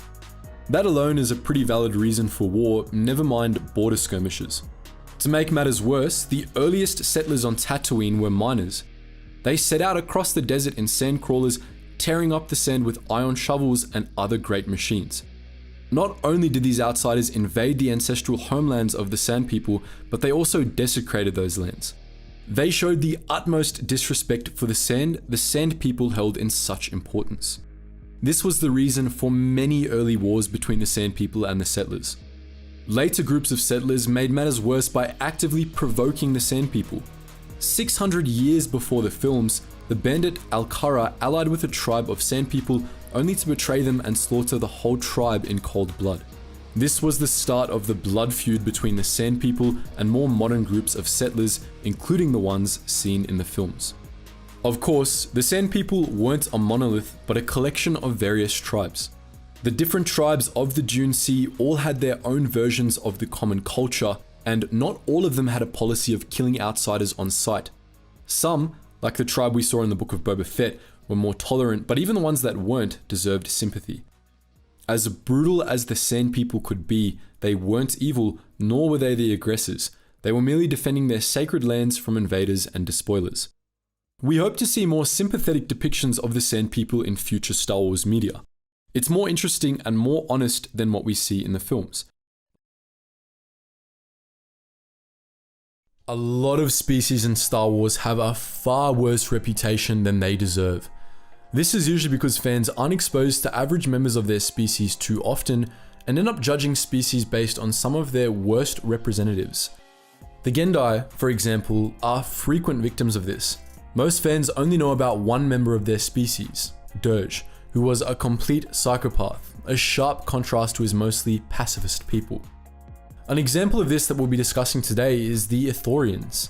These hammer-headed aliens had a lot of poor representatives in the galaxy at large, but in reality, Ithorians were peace-loving and generous. In this video, we're going to be taking a dive into what these gentle giants were really like. We're going to start by thinking back to Star Wars: The Clone Wars, and in particular, the episode The Box. In that episode, Count Dooku gathered some of the most ruthless bounty hunters in the galaxy to his castle on Sereno, where he and Moralo Ival had set up a challenge called The Box. Bounty hunters from all over the galaxy showed up to compete, among them Cad Bane, a disguised Obi-Wan Kenobi, and a pair of Ithorians named Onka and Bulduga. These Ithorians were apparently some of the most vicious bounty hunters Dooku could scrounge up, though ultimately neither of them passed the test of The Box. Bulduga fell before the contest even began, murdered by Cad Bane over a hat, while Onka perished in the second round of the competition. In their time, Onka and Bulduga worked as a team, becoming known for their high rates of success and for how many bodies they left in their wake. Bulduga was a gunslinger with a quick trigger finger and a penchant for lightning attacks. Onka, on the other hand, was a heavy hitter. While Bulduga favored stealth and agility, Onka valued strength and firepower, preferring to just keep blasting until his targets were dead. They complemented each other well, leading to a high success rate that most bounty hunters didn't even come close to matching. Their skills served them well right up until the very end. Interestingly, Onka and Bulduga weren't the first Ithorians to go into bounty hunting, nor were they the first Ithorian brothers to hunt as a team. 4,000 years earlier, during the Mandalorian Wars, two more Ithorians served as well-known bounty hunters, the Mumo brothers, Dob and Del. They too were rather violent and brutish, but unlike Onka and Bulduga, they weren't exactly top tier. They had a rather low success rate, and they often fought with each other, which tended to cost them missions. To quote Marn Hieroglyph, they put the oop in stupid. These sorts of Ithorians are rather common in more well-known Star Wars stories. The Clone Wars also featured unscrupulous Ithorian bartenders and thugs, while the Bad Batch features an Ithorian on Ord Mantell who also seems to have been a bit shady. As you may have guessed, however, these Ithorians were all nothing like most of their people. The bounty hunters in particular couldn't have been more different. The Ithorians evolved on the planet Ithor, as you may or may not have guessed from their name. Ithor was a world like no other. Its 5 continents were completely covered by a vast, tremendously biodiverse jungle, home to countless native species, many of which were never discovered by sentient beings due to the density of the jungle. The planet's great Bar 4 and Vesuveg trees were semi-sentient, and there was evidence that the whole biosphere of Ithor was connected in some way and existed as one great web of life, all interconnected. The Ithorians recognized this early in their development as a species. They revered Ithor's biosphere as the mother jungle, which they considered to be a sort of goddess. Those among them who were force sensitive, their shamans, were particularly attuned to the jungle and encouraged their herds to avoid killing even the smallest of jungle creatures, save only for the small insects the Ithorians ate. Even most of the Ithorians who weren't all that into the species' religion had a great awe for life in all its forms, and a reverence for the jungles of their homeworld.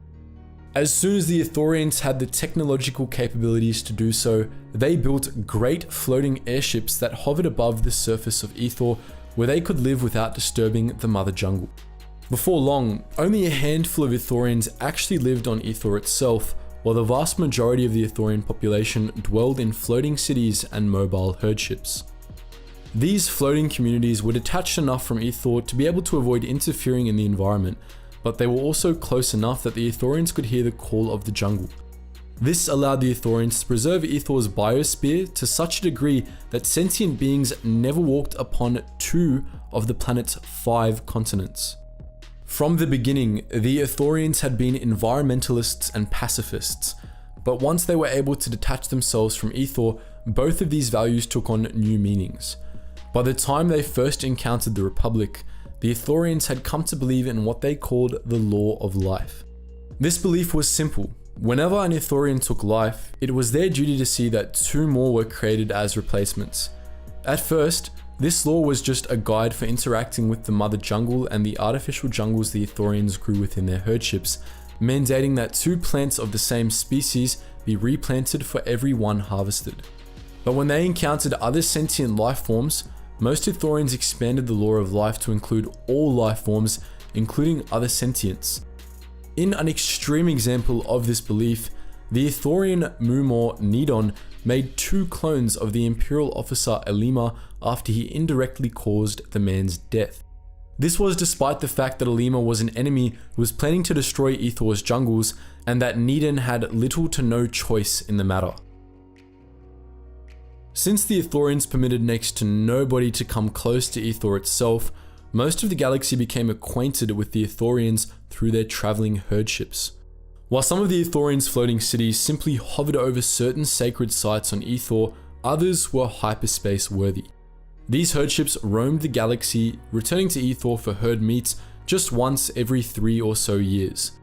They traveled along pre-planned routes, stopping routinely in various systems across the galaxy. Most beings in the galaxy looked forward to the coming of Ithorian herdships, as they often had exotic plant stuffs to trade. Each herdship contained its own mini jungle in a climate-controlled inner compartment, which was composed of various species that had been transplanted from Ithor itself when the craft was constructed. Unlike with the jungles of Ithor, however, the Ithorians lived in the jungles they kept aboard their ships and also made use of the various flora and fauna they cultivated. Ithorian herds were known to add species from alien worlds to these jungles as well, some harvested from backwater worlds, others acquired in trade. Ithorians, as you might expect, were quite good at maintaining ecosystems, which led many Ithorian herds to take on mercy missions to ecologically devastated planets. When they encountered ruined environments in their travels, they would usually try and rehabilitate them before they returned to the stars, often by introducing particular species from other planets known for spreading aggressively. They did this with the extreme precision and care of a brain surgeon, making sure that they didn't destabilize the very environments they were trying to revive. It was a tricky business, but some Ithorian herds became quite good at it. During their 8,000 years as members of the Republic, the Ithorian herds frequently received contracts from the Senate to terraform war-torn worlds.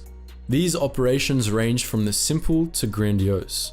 In smaller cases, Ithorian herds would travel to planets that had been the site of major battles and re-stabilize the environment, often helping local populations get back on their feet in the process. In larger cases, the Ithorians outright terraformed worlds that had been subjected to complete orbital bombardments, returning life to dead rocks. The most notable example of this was Telos 4, a planet devastated during the Jedi Civil War, which the Ithorian shaman Chodo Habat and his herd transformed into one of the most beautiful worlds in the galaxy.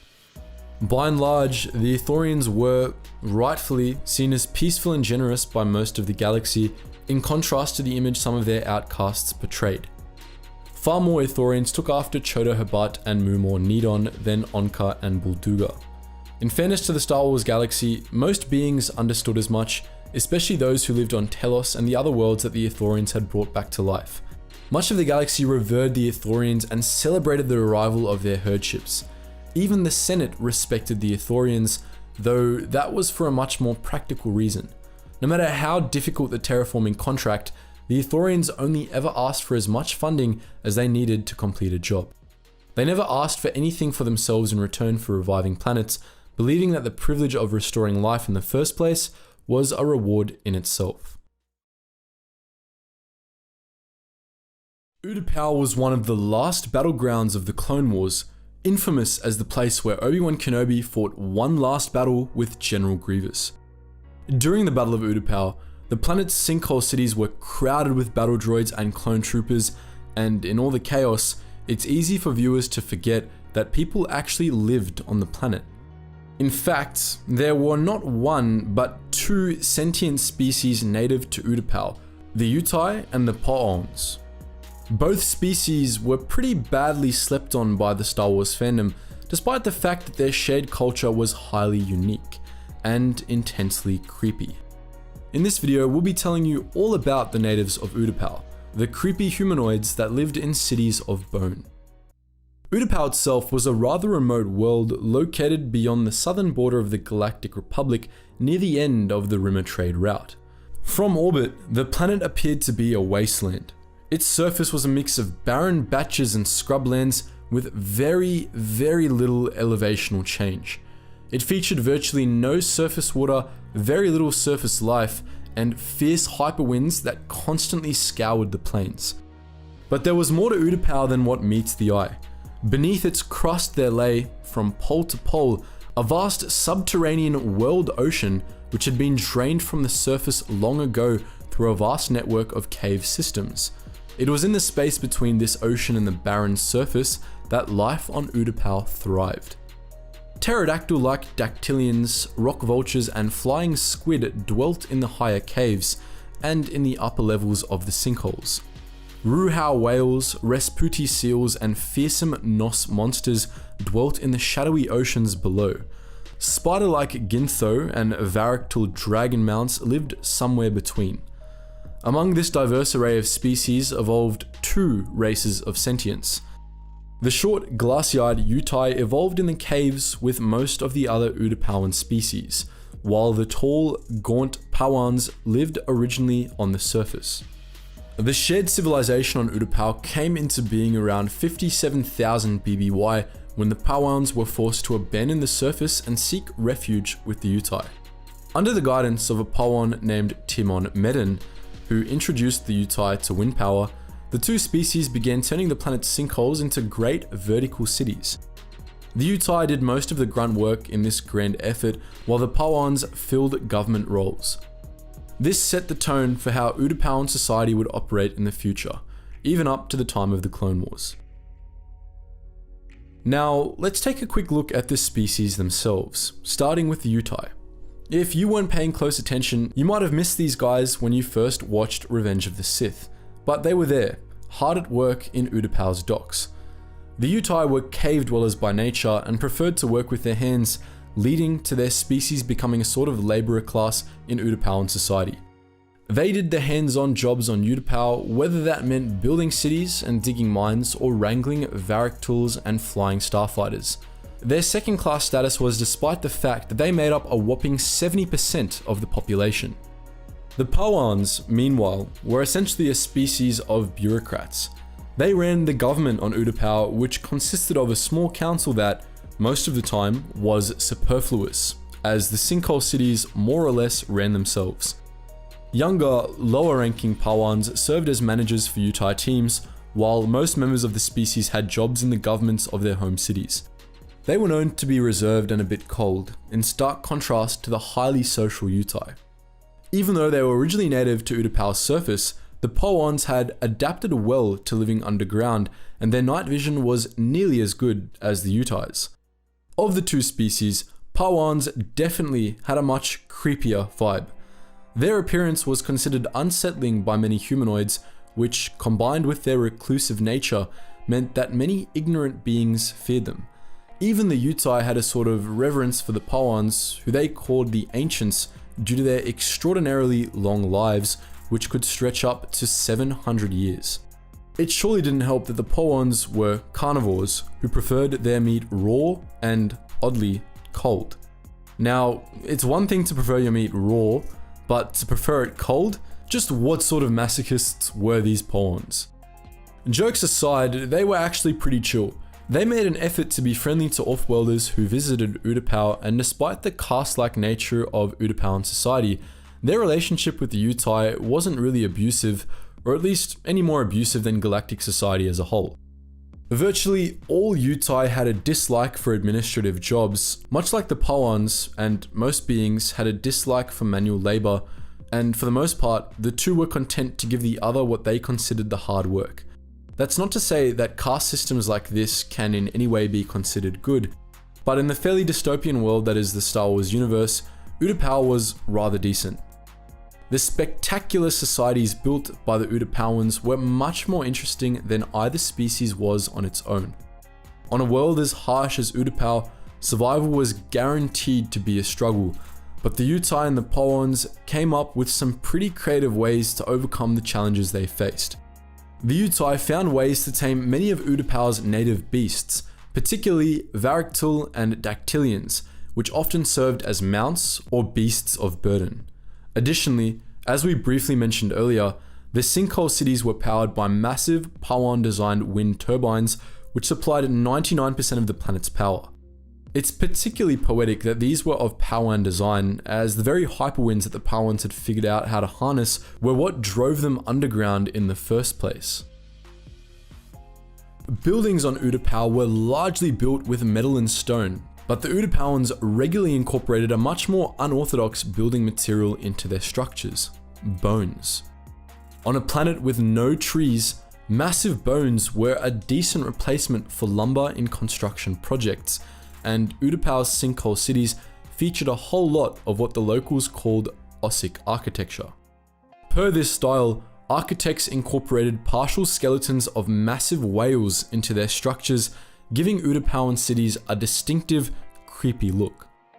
Bones were used as support columns, as ceiling arches, and even as decor. Pau City, the Utapauan capital, even had mines dedicated to digging for fossils to use in construction.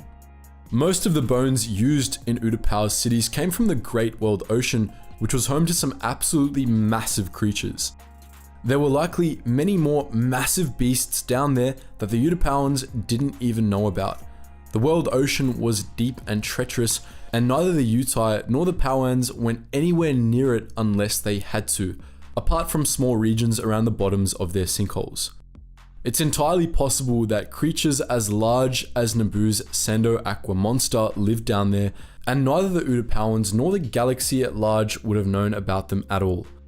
After all, those big old whales died somehow if the Utai found their bones. By and large, Utai Pau'ans was neutral in galactic affairs right up until General Grievous forced it to pick a side. Economically, it kept afloat by separating valuable minerals from water pumped up from the world ocean, which it mostly sold through the Trade Federation and its various predecessor guilds.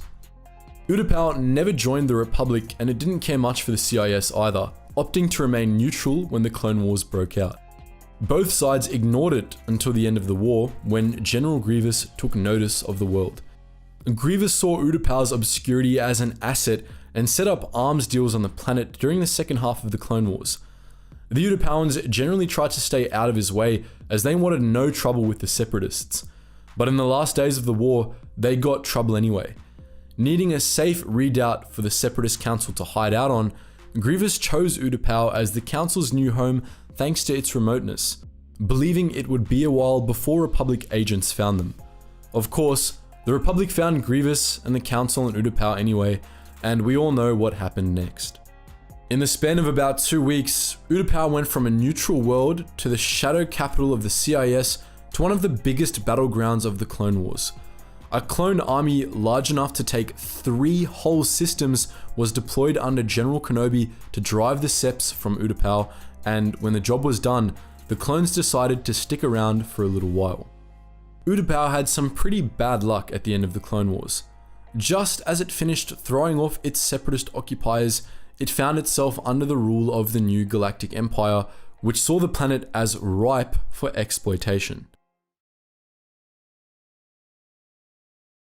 With the promise of equality and equal representation, many alien species sought to join the Confederacy of Independent Systems. Some, like the Rodians and the Muns, were well known in the galaxy and played instrumental roles in the Separatists' grand plan. Others, however, were less known aliens that hadn't cemented their place in galactic history just yet. The Separatists appealed to these less powerful species and offered them protection from the war, resources, and overall a chance at a better future. One of these Separatist allies were the Colicoids, an insectoid species that played an integral part in the CIS's war effort. In today's video, we're going to talk about the Colicoids and their rather interesting culture, as well as how they engineered some of the Separatists' most iconic battle droids. In general, they were far larger than most sane people would feel comfortable with, standing about 1.9 meters or 6 feet 2 inches tall when they were fully grown. They stood upright on 4 spidery legs, barely curling upward into a segmented upper body.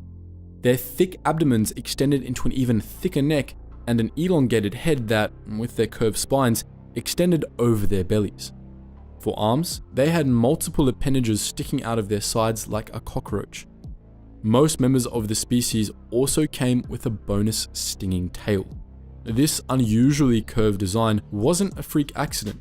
It allowed them to curl up into a defensive ball like an armadillo, with their chitinous armor protecting their softer underbellies.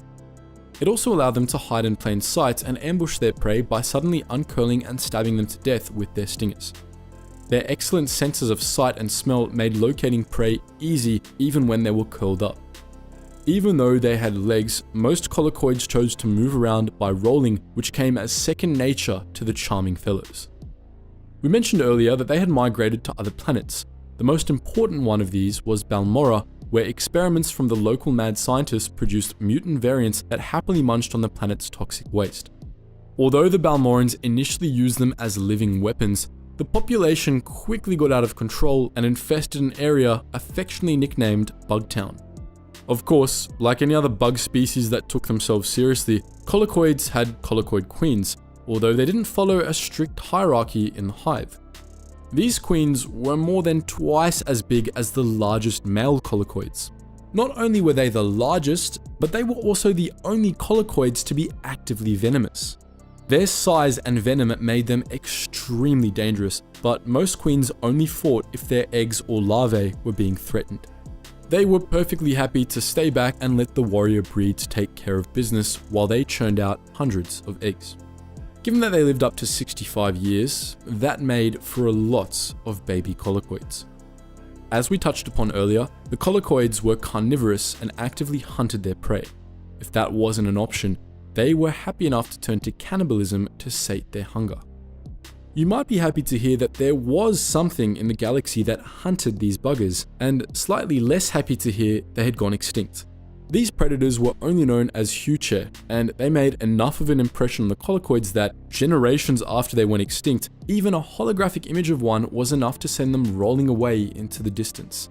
But hold on to your exoskeletons, because we've only scratched the surface of their charming ways. Now, there's something we've neglected to mention up until this point that you'd reasonably not have guessed. Colicoids were sentient. Yep, these giant bugs were not only intelligent, but ruthlessly cunning to boot. Through their hive mind, they shared an emotionless, cold nature that let them cannibalize one another if food was scarce. That cunning served them well on the battlefield, but also during negotiations when it came to their commercial activities. Yep, you heard us right, they were merchants and traders, and brutally efficient ones at that. Trade was regarded as a necessary and distasteful means to an end. Their unfeeling natures led them to pursue profit over all else with little regard for anybody else, and they were very good at it, though diplomatic relations were sometimes strained on account of their tendency to eat any visitors they received. One of their most successful ventures was in the world of droid engineering. They developed cutting-edge technology and pushed the boundaries of what droids could accomplish. One of the first Colicoid-led businesses was the Colicoid creation nest, but many soon followed to spread Colicoid droid designs across the galaxy. One cheerful consequence of them eating anyone who visited Colo 4 was that no one in the galaxy knew that the Colicoids had even more dangerous droids than those they put into the galaxy. These were kept for their own protection, though we doubt the aggressive cannibals needed that much help. Their native language was called Colicoid and consisted of a series of clicks and hums that was impossible for non-Colicoids to speak. Colicoids, at least, could speak Basic when they chose to, which was rarely even in the presence of guests. All the better to scheme. Fortunately, the Colicoids were pretty happy to mind their own business on their homeworld, and there they might have stayed had events during the Clone Wars not pushed them into picking a side.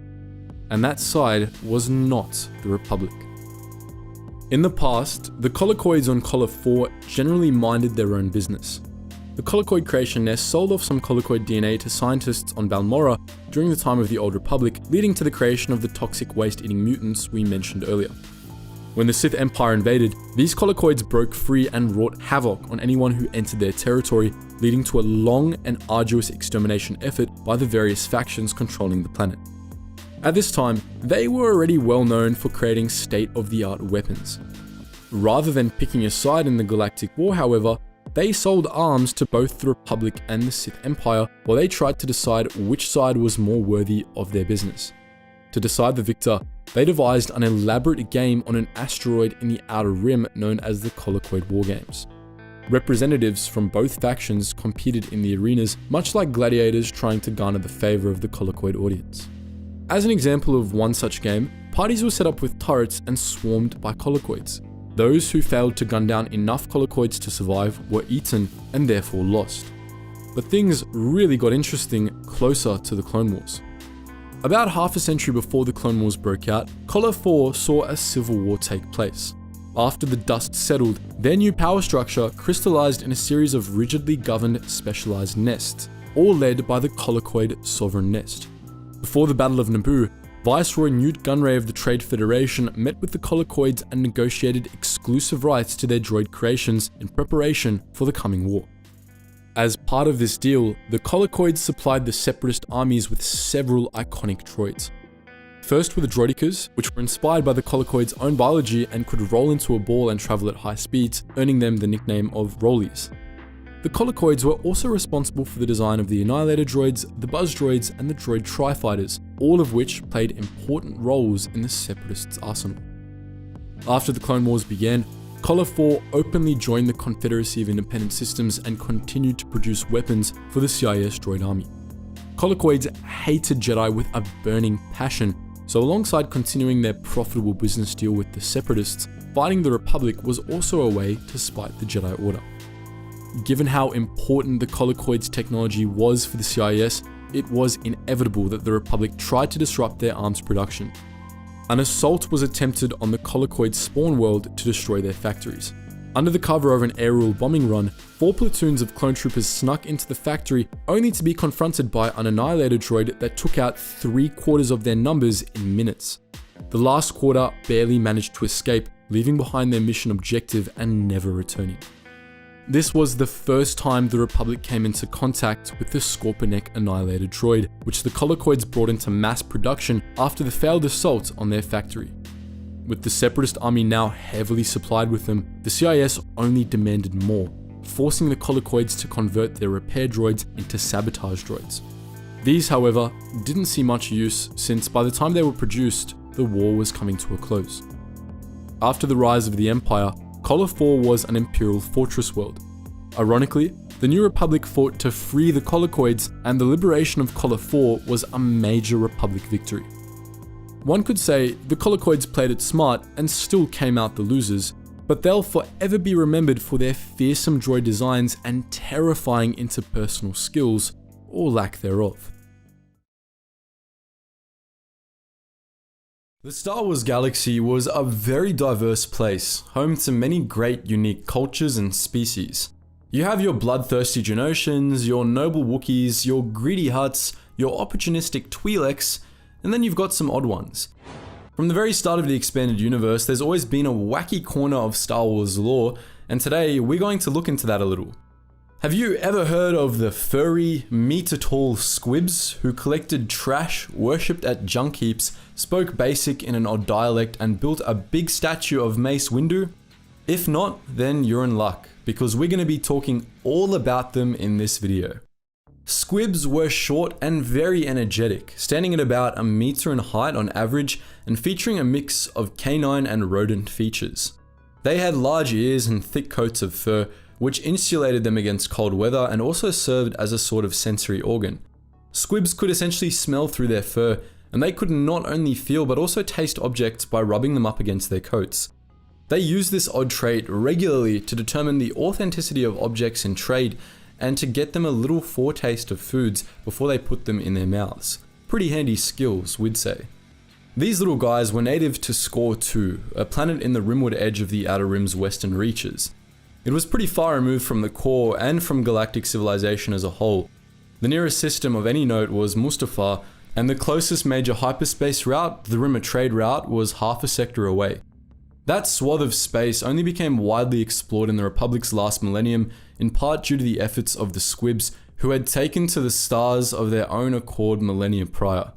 Score 2 was very rich in many different kinds of resources, but these resources were distributed unequally. Some swaths of the planet had abundant natural resources while others were barren deserts. Score 2 had a wide variety of climates, which contributed to this inequity. Tall mountains, coastal plains, and temperate forests were among the more livable parts of the planet, while the less livable parts included sweltering deserts and bitterly cold Arctic zones. Moreover, the planet's climate shifted regularly due to fluctuations in the planet's sun, a small red star named Squab. Civilization on Score 2 started out with nomadic tribes of Squibs, which, due to their homeworld's unusual resource distribution, wandered from resource cache to resource cache. It was in these early days that the Squibs started to become hoarders. Since it was a real pain to go back to a resource cache to pick up more supplies after leaving it, Squib tribes just began gathering as much as they could carry. Due to their innate curiosity, however, this tendency to overpack turned into a tendency to collect odds and ends. If a Squib happened upon something they thought was cool, or coovy as the Squib term went, they'd just keep it. The inquisitive nature of the Squibs meant that they thought a whole lot of things were coovy, and thus Squib tribes quickly began to amass great quantities of junk. Some Squib tribes eventually got tired of lugging their junk around, and so they formed villages at important resource caches where they could reasonably expect to have most of what they needed on hand. Other Squib tribes kept up their wandering, becoming traveling traders that collected goods from various villages and the remote reaches of Score 2, which they sold off at other villages. As a result of this lifestyle, Squibs became well versed in haggling, which they elevated to an art form and attributed a high cultural significance. Squibs haggled according to a set of 3 principles, which were as follows. If something is free, then it's a good deal. Bargaining is the highest form of communication, and lastly, no haggling with the Ugnaughts. The third principle was added after the Squibs became integrated into galactic society and ended up competing with the Ugnaughts, another scavenger race. Squibs valued haggling itself more than what they got out of it. Oftentimes, they would haggle just for the hell of it. To the eternal fury of the Squibs' trading partners, they preferred to make their deals as complex and as confusing as possible, and they were very persistent when it came to making those deals stick. They preferred to trade tangible objects, but were willing to bring anything to the table, up to and including their own offspring. They valued objects according to which something they called a KAR value, which non-Squibs had a hard time making sense of.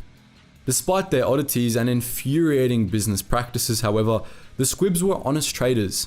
They detested theft and deception and considered deals binding oaths. Over time, Squib society advanced technologically to the point where they developed cities and mass production. The largest of their settlements, Metro Big City, was, by the time of the Clone Wars, reasonably large and home to a major starport, the Metro Big Interplanetary Blastport. Other notable locations on the planet included ancient trading settlements and old junk piles, which may have included the mythological junk heap of the ancients. By the time of the Clone Wars, Score II was ruled by a government called the Squib Polyarchy, a confederation of largely anarchistic trading communities under the limited oversight of a king. In practice, Score II was ruled by the Squib Merchandising Consortium, a planet-wide company of which all Squibs were considered members. The consortium managed major trade deals and the Squib Reclamation Fleet, an array of scavenger ships that roamed the galaxy looking for scrap. Its leader was the illustrious chieftain of junkyards, a title usually held by the planet's king. The Squibs first encountered galactic civilization in the form of a Dawson trader ship, which encountered Score II sometime during the Old Sith Wars. Upon first making contact with an alien species, the Squibs entered into an intense round of negotiations, which left the trader with the rights to strip mine one of the planet's Arctic patches and the Squibs with the starship technology. This first contact, as well as subsequent interactions with alien traders, allowed the Squibs to develop high technology and take to the stars. Even by the time of the Clone Wars, the Squibs were known for cobbling together their own technology out of scrap left behind by others, much like the Jawas. Also like with the Jawas, this frequently led to technological innovation. In particular, Squibs made some of the best tractor beam technology in the galaxy, which they incorporated into many of their weapons. Their needle ships, the large vessels they used for scavenging, were armed only with an array of tractor beam projectors, which the crew used to surround their ships with protective halos of space junk. Squibs also incorporated tractor beam technology into tensor rifles, unique weapons that used kinetic force to disrupt their target's cells. After taking to the stars, Squibs spread throughout the galaxy, developing a reputation as traders and scavengers. Their penchant for collecting junk only intensified, and over time, it made Score II into a fairly prosperous merchant world, if a fairly remote one. Due to the planet's remoteness, Score II didn't join the Republic until the years following the Ruusan Reformations, the Republic Golden Age. However, the Squibs had made a name for themselves in the galaxy long before joining the Republic, and as a result, they were a lot better off than many other remote Republic worlds. During the Separatist Crisis, most of Score II's neighbors seceded and joined the Confederacy of Independent Systems. But despite this, the Squibs remained loyal to the Republic. In the words of King Ibari Bavabidi, "Our ultra-strong loyalties and royalties to Republicness and whatever it may stand will not let splitty types coax haggle Squibbish into leaving, no matter the size of the haggle prize." The king emphasized that his people were going nowhere and thought that the Jedi were Kuvi, giving the Republic one less system to panic about. However, as Score II's neighbors had joined the Confederacy, this left the Squibs in a bit of a sticky situation. Despite their loyalty to the Republic, their planet was too remote to house a permanent Republic garrison, as Score II was still considered wild space. However, the Republic still remembered and appreciated the Squibs' loyalty and sent clone troopers to the rescue when the planet came under attack during the Clone Wars.